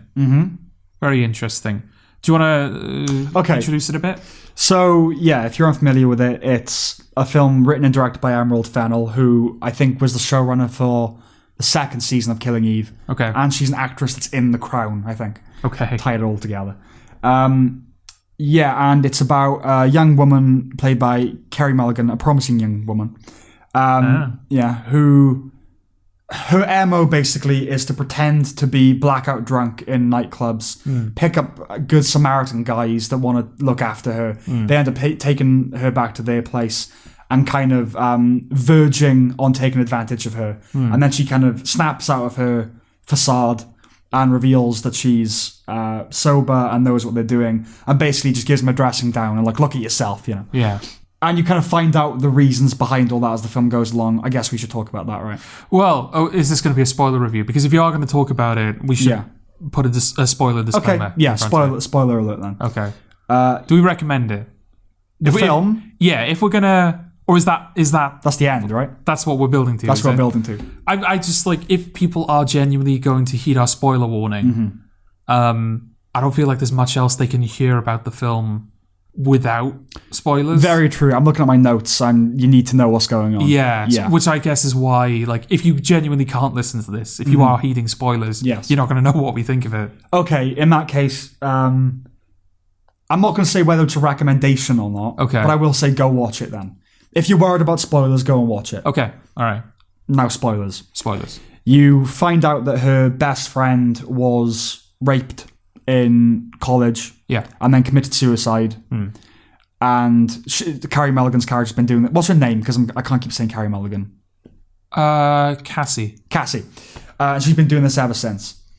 And the film twists and turns along that path. Now, I thought going into it, given the trailer, that it was going to be an irritating female empowerment film. Yeah.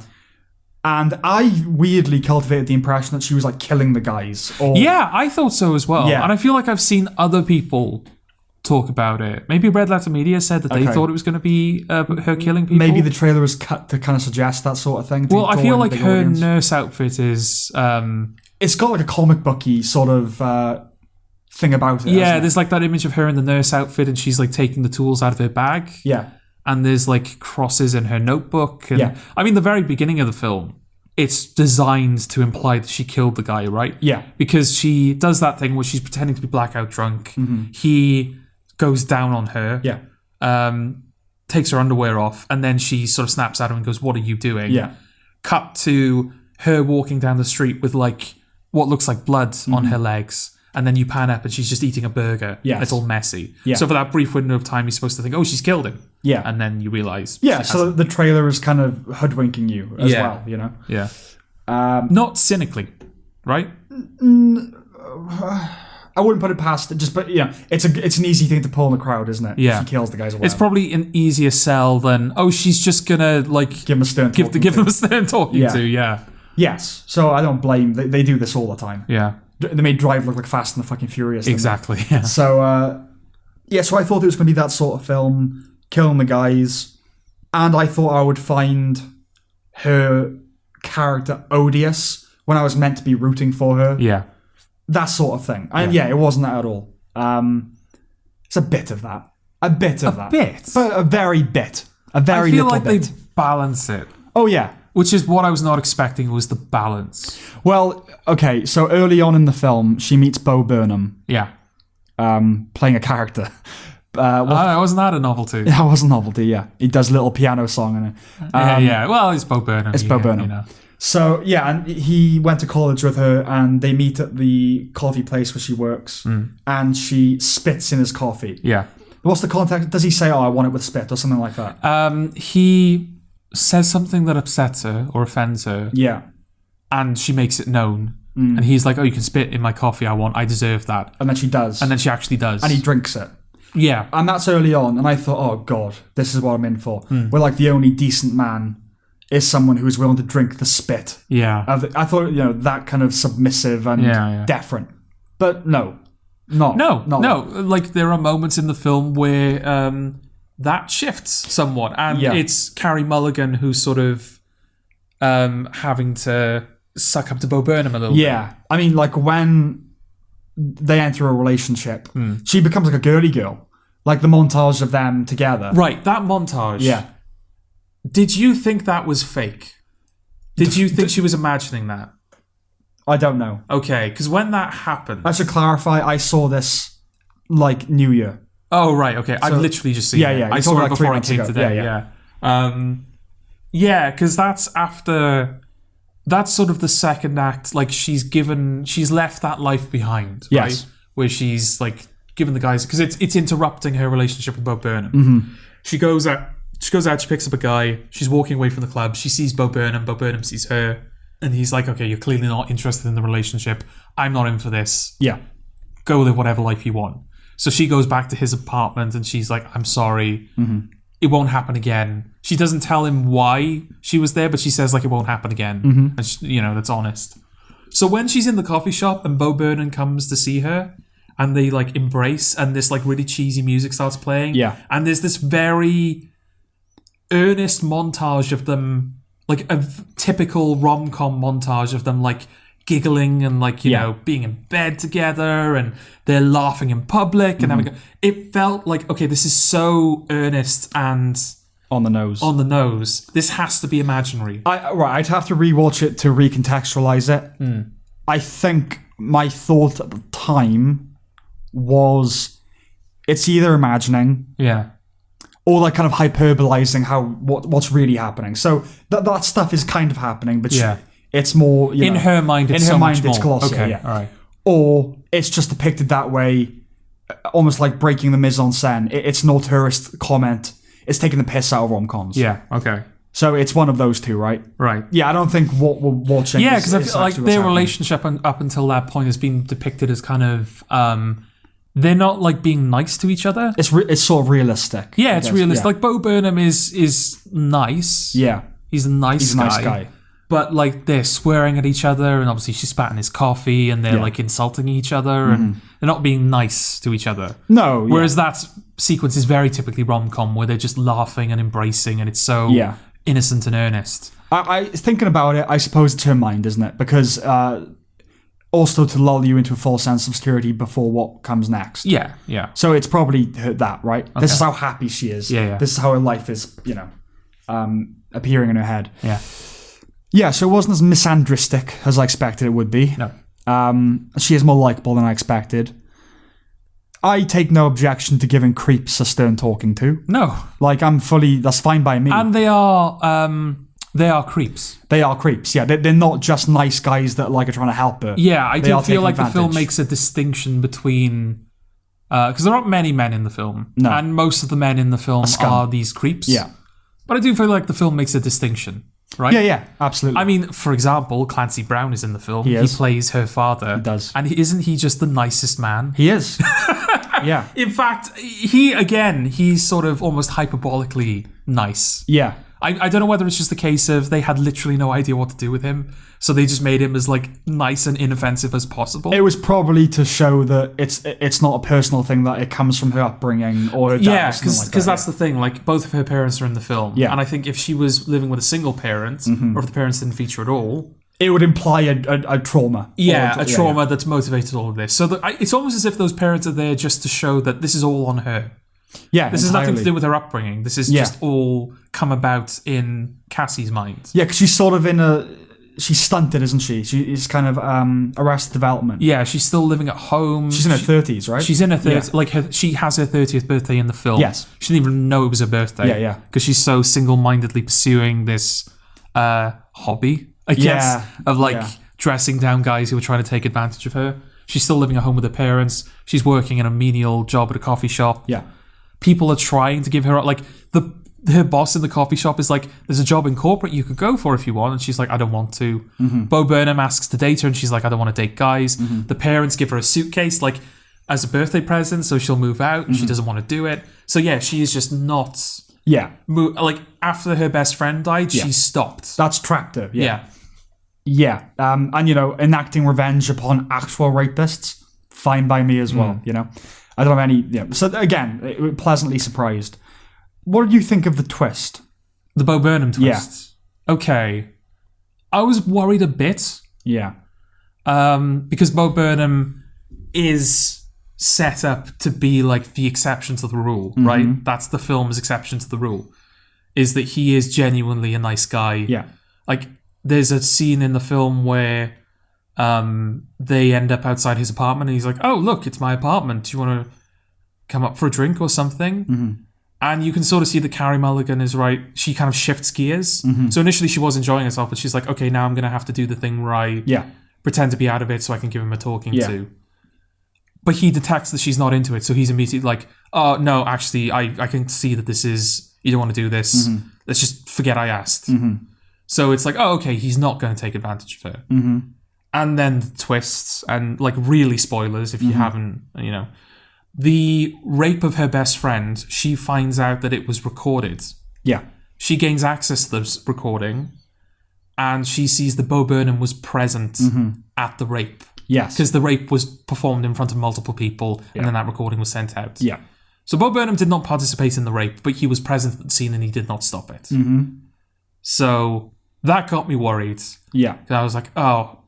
It is going to be like all men. All men suck. All men suck. Yeah. That's what this is going to be. Yeah. Did you feel like, obviously, because after that she's mournful of it. She's genuinely like, oh God, why him? Yeah. But she then confronts him about it and blackmails him with the footage. I just think it's too easily read as all men suck. Yeah. I'm not saying the film believes that, but, I thought there was a better twist in there. I think we talked about this. So... Oh, yeah. Yeah, you've told me about it. Yeah, tell the audience. Yeah, I quite like the idea.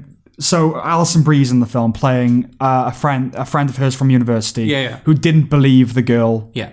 Oh, very quickly as well, Alfred Molina pops up in the film. Oh, yeah. And her sparing him, I thought, was my first, like, oh, it's all right. Yeah. It's going to be all right. Anyway, because he's basically a psychiatrist, right, that treated... A lawyer, sorry, that took her friend's case. He took the case...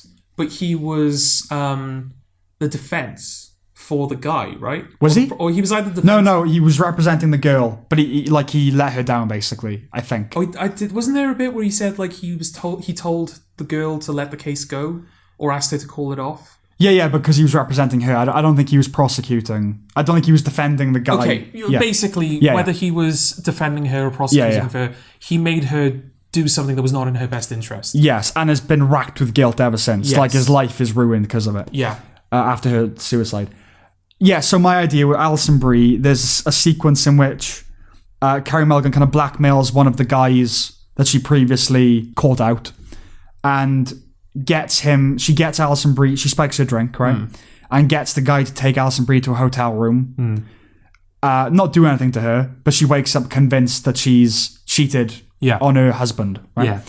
Or that she's been taken advantage of. Or that she's been taken advantage of. Now, I thought a more appropriate twist would have been if the guy actually took advantage of her. And what that does, it implicates Carey Mulligan. Yeah. Like, this whole thing of yours has noble intent, but if you start, like, it's spinning out of control. Yes. You've caused this now. These are the consequences. I don't know what that does to the third act, but still, I just thought it was a bit, oh, really? We can't have Bo Burnham either? Do you know what I mean? Yeah. It's, I mean, I love the ending as well. It's kind of a surprise ending. Yeah, that I was genuinely not expecting. Yeah. Because initially... Okay, these are really spoilers now. It's like the final moments. Yeah, so she goes to Bo Burnham. She blackmails him with the tape. She's like, tell me where... The guy who raped my friend, he's getting married. Tell me where his bachelor party is. I won't tell you why. I just want you to tell me. And he does. Yeah.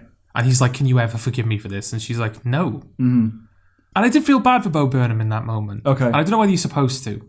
Well, we obviously, we never see the tape. No. We see her reaction to the tape. Yeah. So it's unclear.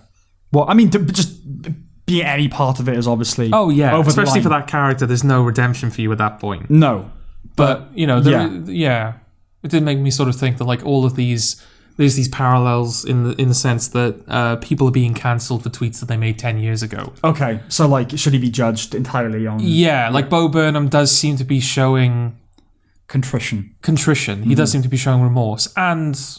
I don't know how it's supposed to be read. I don't know when he says, because she says, you were there, you were happy to watch at the time. He's like, I don't know what you mean, I never was there. And then he hears himself on the tape. Yeah. So I don't know if that was him realizing that he'd been caught out, or him genuinely not remembering that he was there. I got the sense that he was just kind of a dumbass, like, you know, frat boy. Yeah, he's probably like, just hanging out with the cool kids, right? It still would have been, I mean, we never would have been in a situation like that. Do you know what I mean? At any point. Yeah. But... I don't know. I'm not good, but I think if you were involved in something like that when you were 18, 19, it maybe shouldn't impeach you for life. But it's tricky. It is tricky. Yeah. And obviously his behavior now, at this point in his life, and in the years leading up to this point in his life, if you know, after the tape was made, he's not displayed any behavior suggesting that is like, that he is open to the idea of... Well, there's got to be some road to forgiveness, isn't there? If you're involved in something like that at that age, there's got to be something you can do, or a way to live that at least balances that sort of stuff out. Yeah. That's we've talked about this before. In society now, there's no redemption narrative. No, there isn't. When someone does one little thing wrong, what they're gone then.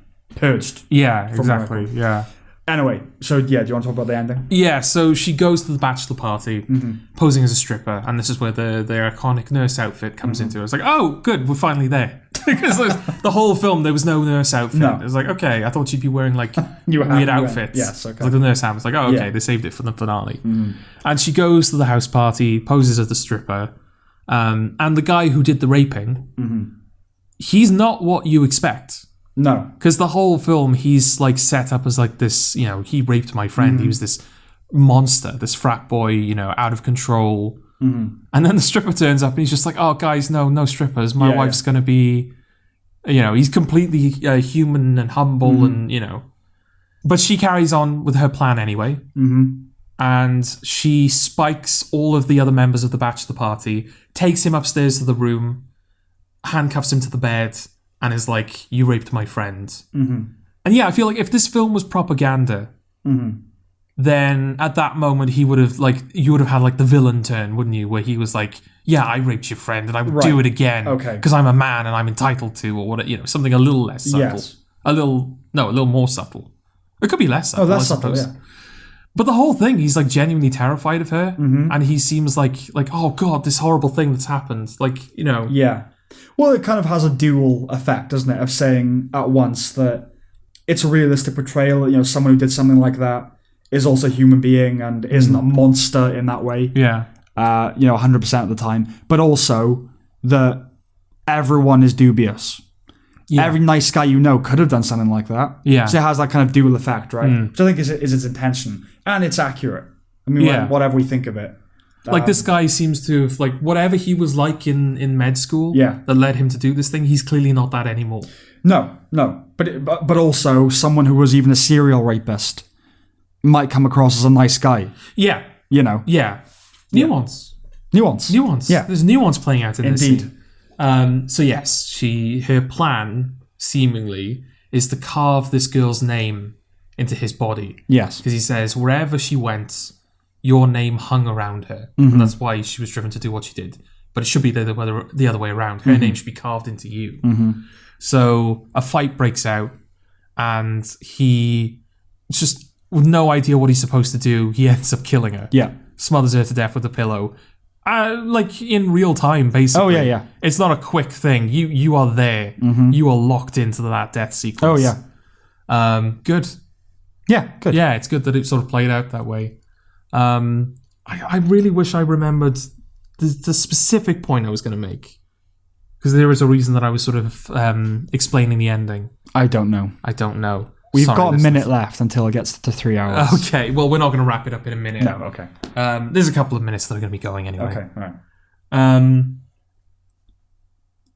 So yeah, I apologies if I'm bailing out of a point that I was trying to make, but I genuinely can't remember it. I will say, though, that Joe, this guy's best friend... Oh. Yeah. Yeah. Right? That's the real injustice of the film, is that this guy never gets called out on his shit. Well, he's Schmidt. He's Schmidt in New Girl. The show New Girl? I don't know. Okay. He was like the breakout character of the first season of New Girl. Okay. And he's exactly the same in Promising Young Woman. Oh, right. The way he talks, all of it. Because, like I said, this guy is set up to be a monster. Yeah. And he's really not. He doesn't demonstrate monstrous traits. And it does feel like he's only killing her out of desperation. It's not like, oh, I need to kill you so this doesn't get out. It's like, dude, you're trying to kill me. Yes. I'm going to try and kill you back. But Joe, like she mentions in that speech to him, like, oh, Joe used to drug people all the time back in med school. And he comes across as this just incredibly lechy, like... He's still a frat boy. Yeah, he's still a frat boy. He's a lechy guy. Yeah. When he discovers Carey Mulligan's body next to his friend, Al, he's immediately like, we'll get rid of the body. Yeah. And when he's like burning her in a pyre, he doesn't even flinch. Yeah. Like, he is still portraying... Like, they are portraying him as, like, the frat boy monster... Sociopath. Yeah. Sociopath that you were expecting this other guy to be. Yeah. And then at the end, when... Really spoilers now. When Carey Mulligan... Like, she puts things in motion. It becomes clear that... She had accounted for the possibility of her death. Yes. I think we're supposed to think that she was hoping it would go that way anyway, right? Yeah, like, there's no coming out of this for her sort of thing. Yeah, this is my ultimate revenge. Yeah. That the guy who raped my best friend is finally going to be imprisoned. If not for her rape, then just for something. Yes. So it may as well be my death. And Joe runs away, implying that he won't face the consequences, even though he was the one who was like, we're going to get rid of the body. I feel like if the police had turned up to that scene, then the guy, based on the behavior that he was exhibiting, I feel like he would have resigned himself to his fate. But it was Joe who talked him into disposing of the body and covering it up. I think Joe is just kind of like the guy, because he's not the guy. Yeah. He's the guy that you can afford to be a little less nuanced with. Yeah. You know, the Shane, if you will, of the early seasons of The Shield. Right, okay. You know what I mean? You need one that's just kind of bad. Yeah. Because it's just too much labour to have all of them be like, oh no, what should we do? And you need someone who can just go, fuck it. Let's burn burn the bitch. Yeah. We all know a Joe. Yeah, we all know a Joe, yeah. Talk about nuance. Maybe you could say, like, oh, that's, him getting away from the police at the end. It's, the wrong people. That happens. Yeah, that happens. And sometimes the wrong people pay the price. We're calling out celebrities who are woke now, but like 10 years ago, they might have said something controversial and we're cancelling them. Yet there are real racists out there who are not getting called out on their shit. I don't know. I mean, Or like you were, bit dodgy, but like you were talking about Saudi Arabia at the beginning, the fact that there are real issues with like gender and they're like opinions of women and homosexuals, but we're not calling them out on that. No. We're only calling out people in the Western world who are committing far less serious offences. Yes. So I don't think that's the film's intention, that's what Joe is supposed to represent. No, but it's nice. It's good that you got that from it. But my point is that like the film accommodates for that. Yeah. I mean, you'll have to remind me exactly. I know, because she sends Bo Burnham a series of scheduled texts. Yeah, right? I thought that because it was clear, like, oh, this is like her final revenge, her final revenge, and I thought it was going to be directed at Bo Burnham. Okay. I thought she was going to release the video to the police. Yeah. It's like that. He doesn't deserve. He's not done great. Yeah. He didn't do a great thing. Well, you but have to does he remind me, deserve this? They turn up and they arrest the groom. Yeah. Is that it? Yes, pretty much. And Joe runs away. And Joe Bo runs Burnham away. is kind of left in the middle, Yeah. realizing what's happening. Yeah. What is the final image It's the text. that says... You thought this was the end? Well, it is Okay. now. Love from Cassie and Nina. And Nina is the name of Cassie's friend who killed herself. I just got the triumphalism of that ending. We can infer that Schmidt gets caught. Joe, he gets caught. Okay. The guy's going to cave. He's not going to protect his friend. Yeah. All of them, maybe. You know what I mean? Like, you got to assume that investigating that murder is going to unravel all of that stuff. So, yeah, that's a good point, though. They just show Joe running away. I suppose, like, they're not going to arrest him, are they? Like, in that moment, because they only know about this one guy. But yeah, I feel the film would have had a slightly more grim timbre to it if we were meant to think that Joe gets off scot-free. Yeah. So yeah, he's in jail. Yeah. But just in that moment, I was like, oh, yeah, maybe. Yeah, maybe. I feel like... Or sequel.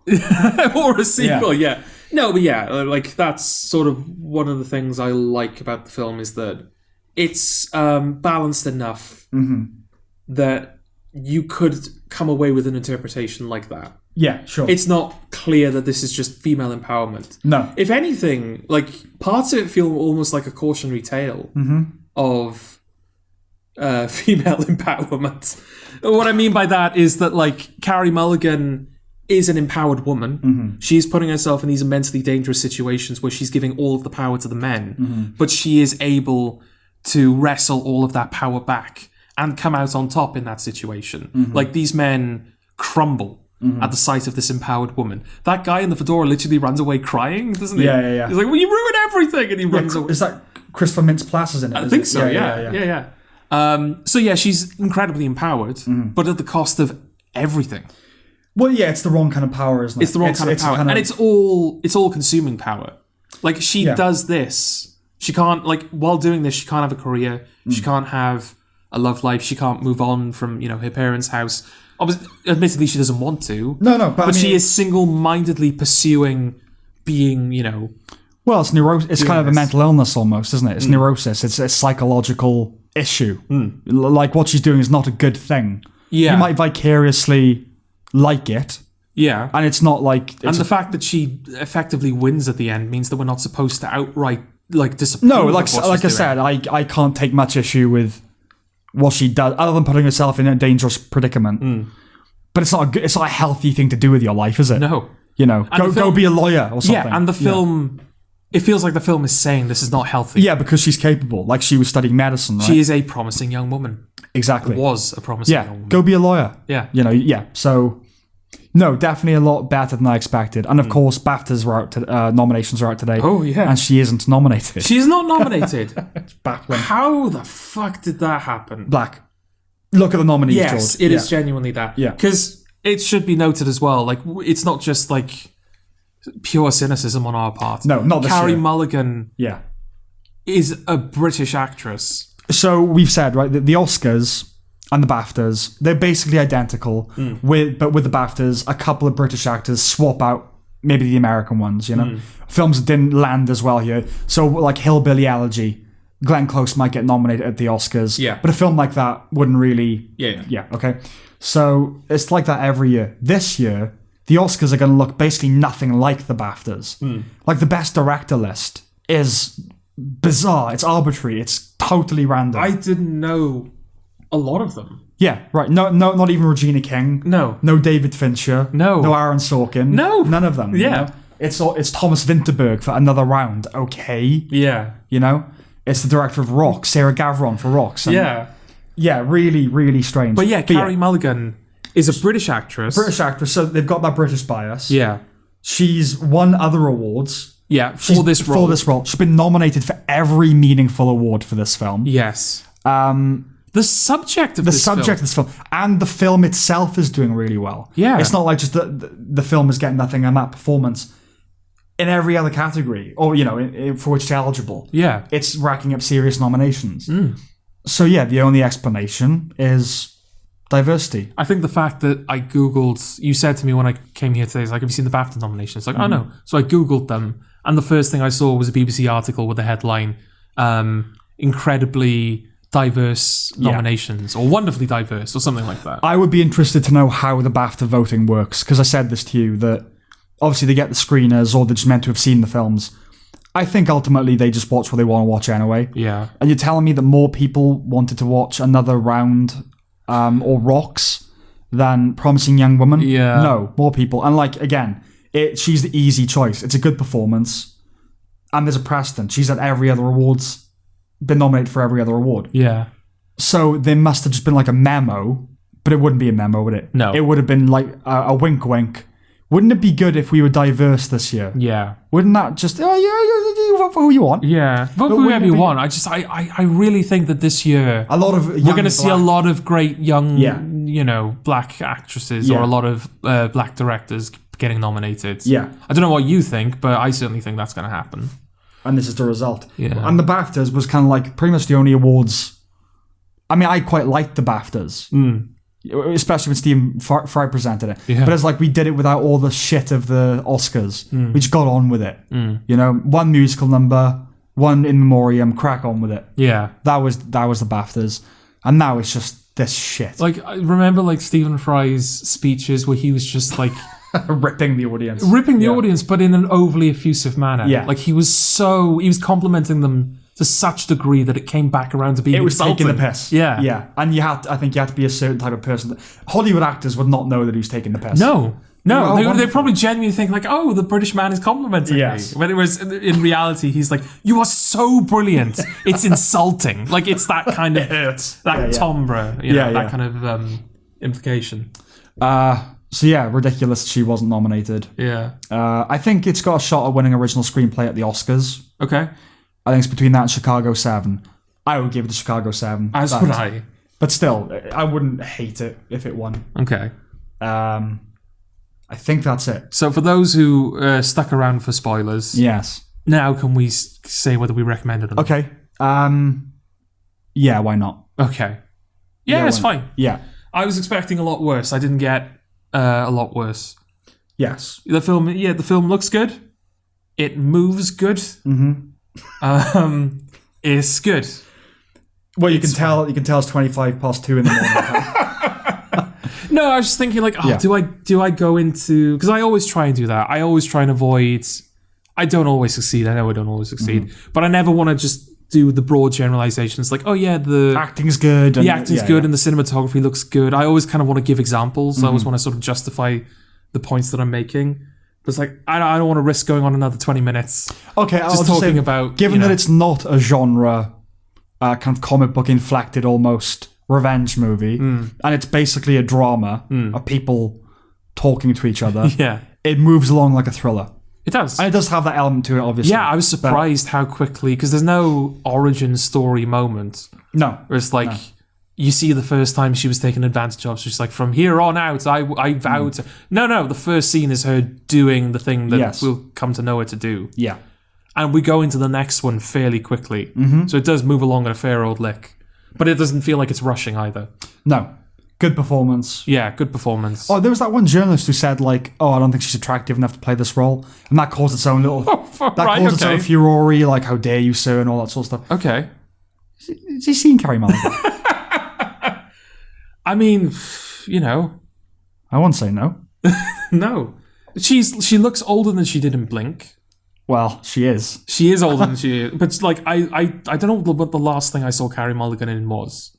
But obviously Blink came out in 2007. The Dig. I don't know if I saw The Dig. I think that came out after Promising Young Woman anyway. Okay. But yeah, when I initially saw Carey Mulligan, it's she looks older. Yes. But then a moment passed and I was like, oh, it doesn't matter though. It hasn't changed what I think about it. Yeah. So very, very, very, very briefly going back to Bad Genius. Okay. Most of the people in the show are far less attractive than their film counterparts. Sure. But their agency still would. Well, no, here's the thing. Although I will say in a couple of cases, with Pat, for example, Pat is sort of, he's the rich kid. He's the son of like a man who owns an empire, hotel empire. So he's got money coming out the wazoo, and he's, he lives the rich lifestyle, and he's sheltered, and he's like, I'm going to pay people to give me answers on the exams. I don't have to work for a living. He's not a likable character, and he's got like this kind of cockiness to him. But in the show, like towards the end, when he and Grace go through all of their relationship troubles, he gets a bit better. But for most of like the show, he's got this like shit-eating grin, and he has one of those faces that looks like it's made for to wear a shit-eating grin. Right. Okay. He's so unlike, like in the first episode, he's basically like hitting on Lynn. Right. It's like, I thought you were supposed to be dating Grace. He's like, I'd still fuck you. Like, this feels worse, Yeah. And Bank as well. Bank is supposed to be like very, very likable, because obviously he's the most morally righteous character in the show for the longest time, and he's the one who's subject to all of the horrible circumstances. And in the show, like his counterpart is far less likable than the film version. Right. He's like, it's just nasty. Okay. He comes across as quite nasty towards Lynn. But anyway, like the point I was going to make was that I found Lynn's mother far more attractive than her in the show. You're of a certain age. I was going to ask, is it that? Is this just me getting older? Happens more and more. It genuinely does. I mean, look, neither of us are romantically successful. No. We can only go off our preferences. Yeah. So at the point now where, I mean, I don't think you would agree with this yourself, but I'd be happy with a 40-year-old. Right, okay. I'm not saying like a proper relationship or anything, but I see plenty of 40-year-olds. I'm like, yeah, all right. Yeah. And I'm not talking about like just actresses and stuff. How old was... Don't ask. Okay. Don't ask how old my mum is. No. We're too far into the podcast to get into ask. that. If I was going to ask that, Yes. at least wait until the next episode.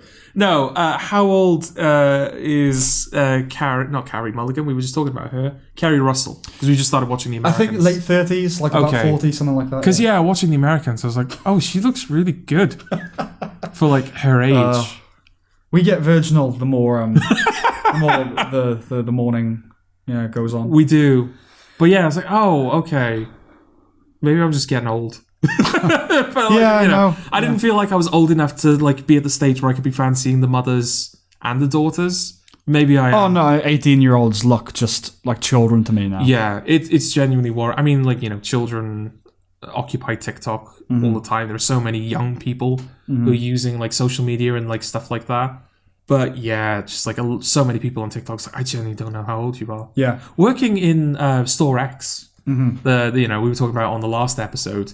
There's so many people working. All of the women that are doing like the online shopping, well, they're all women.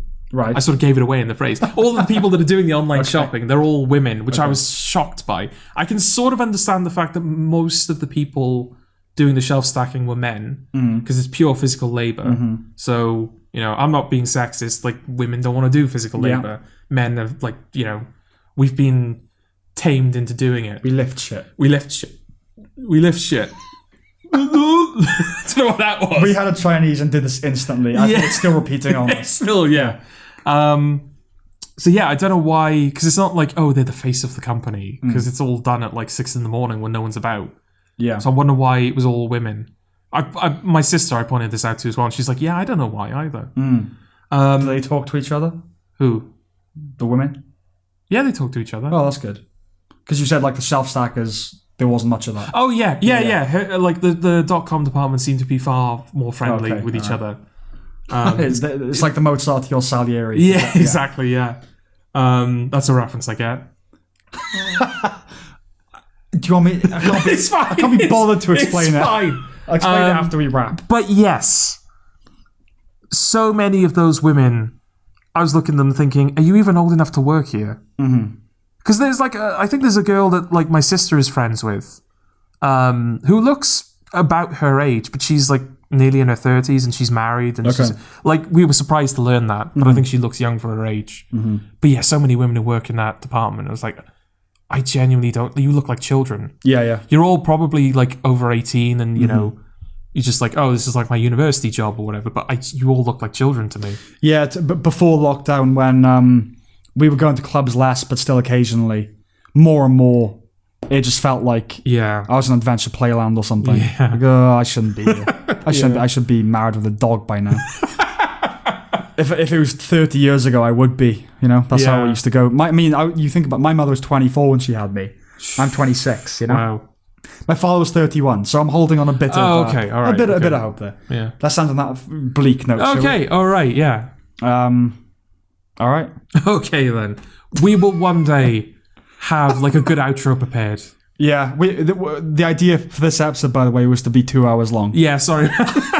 Why can't we do it?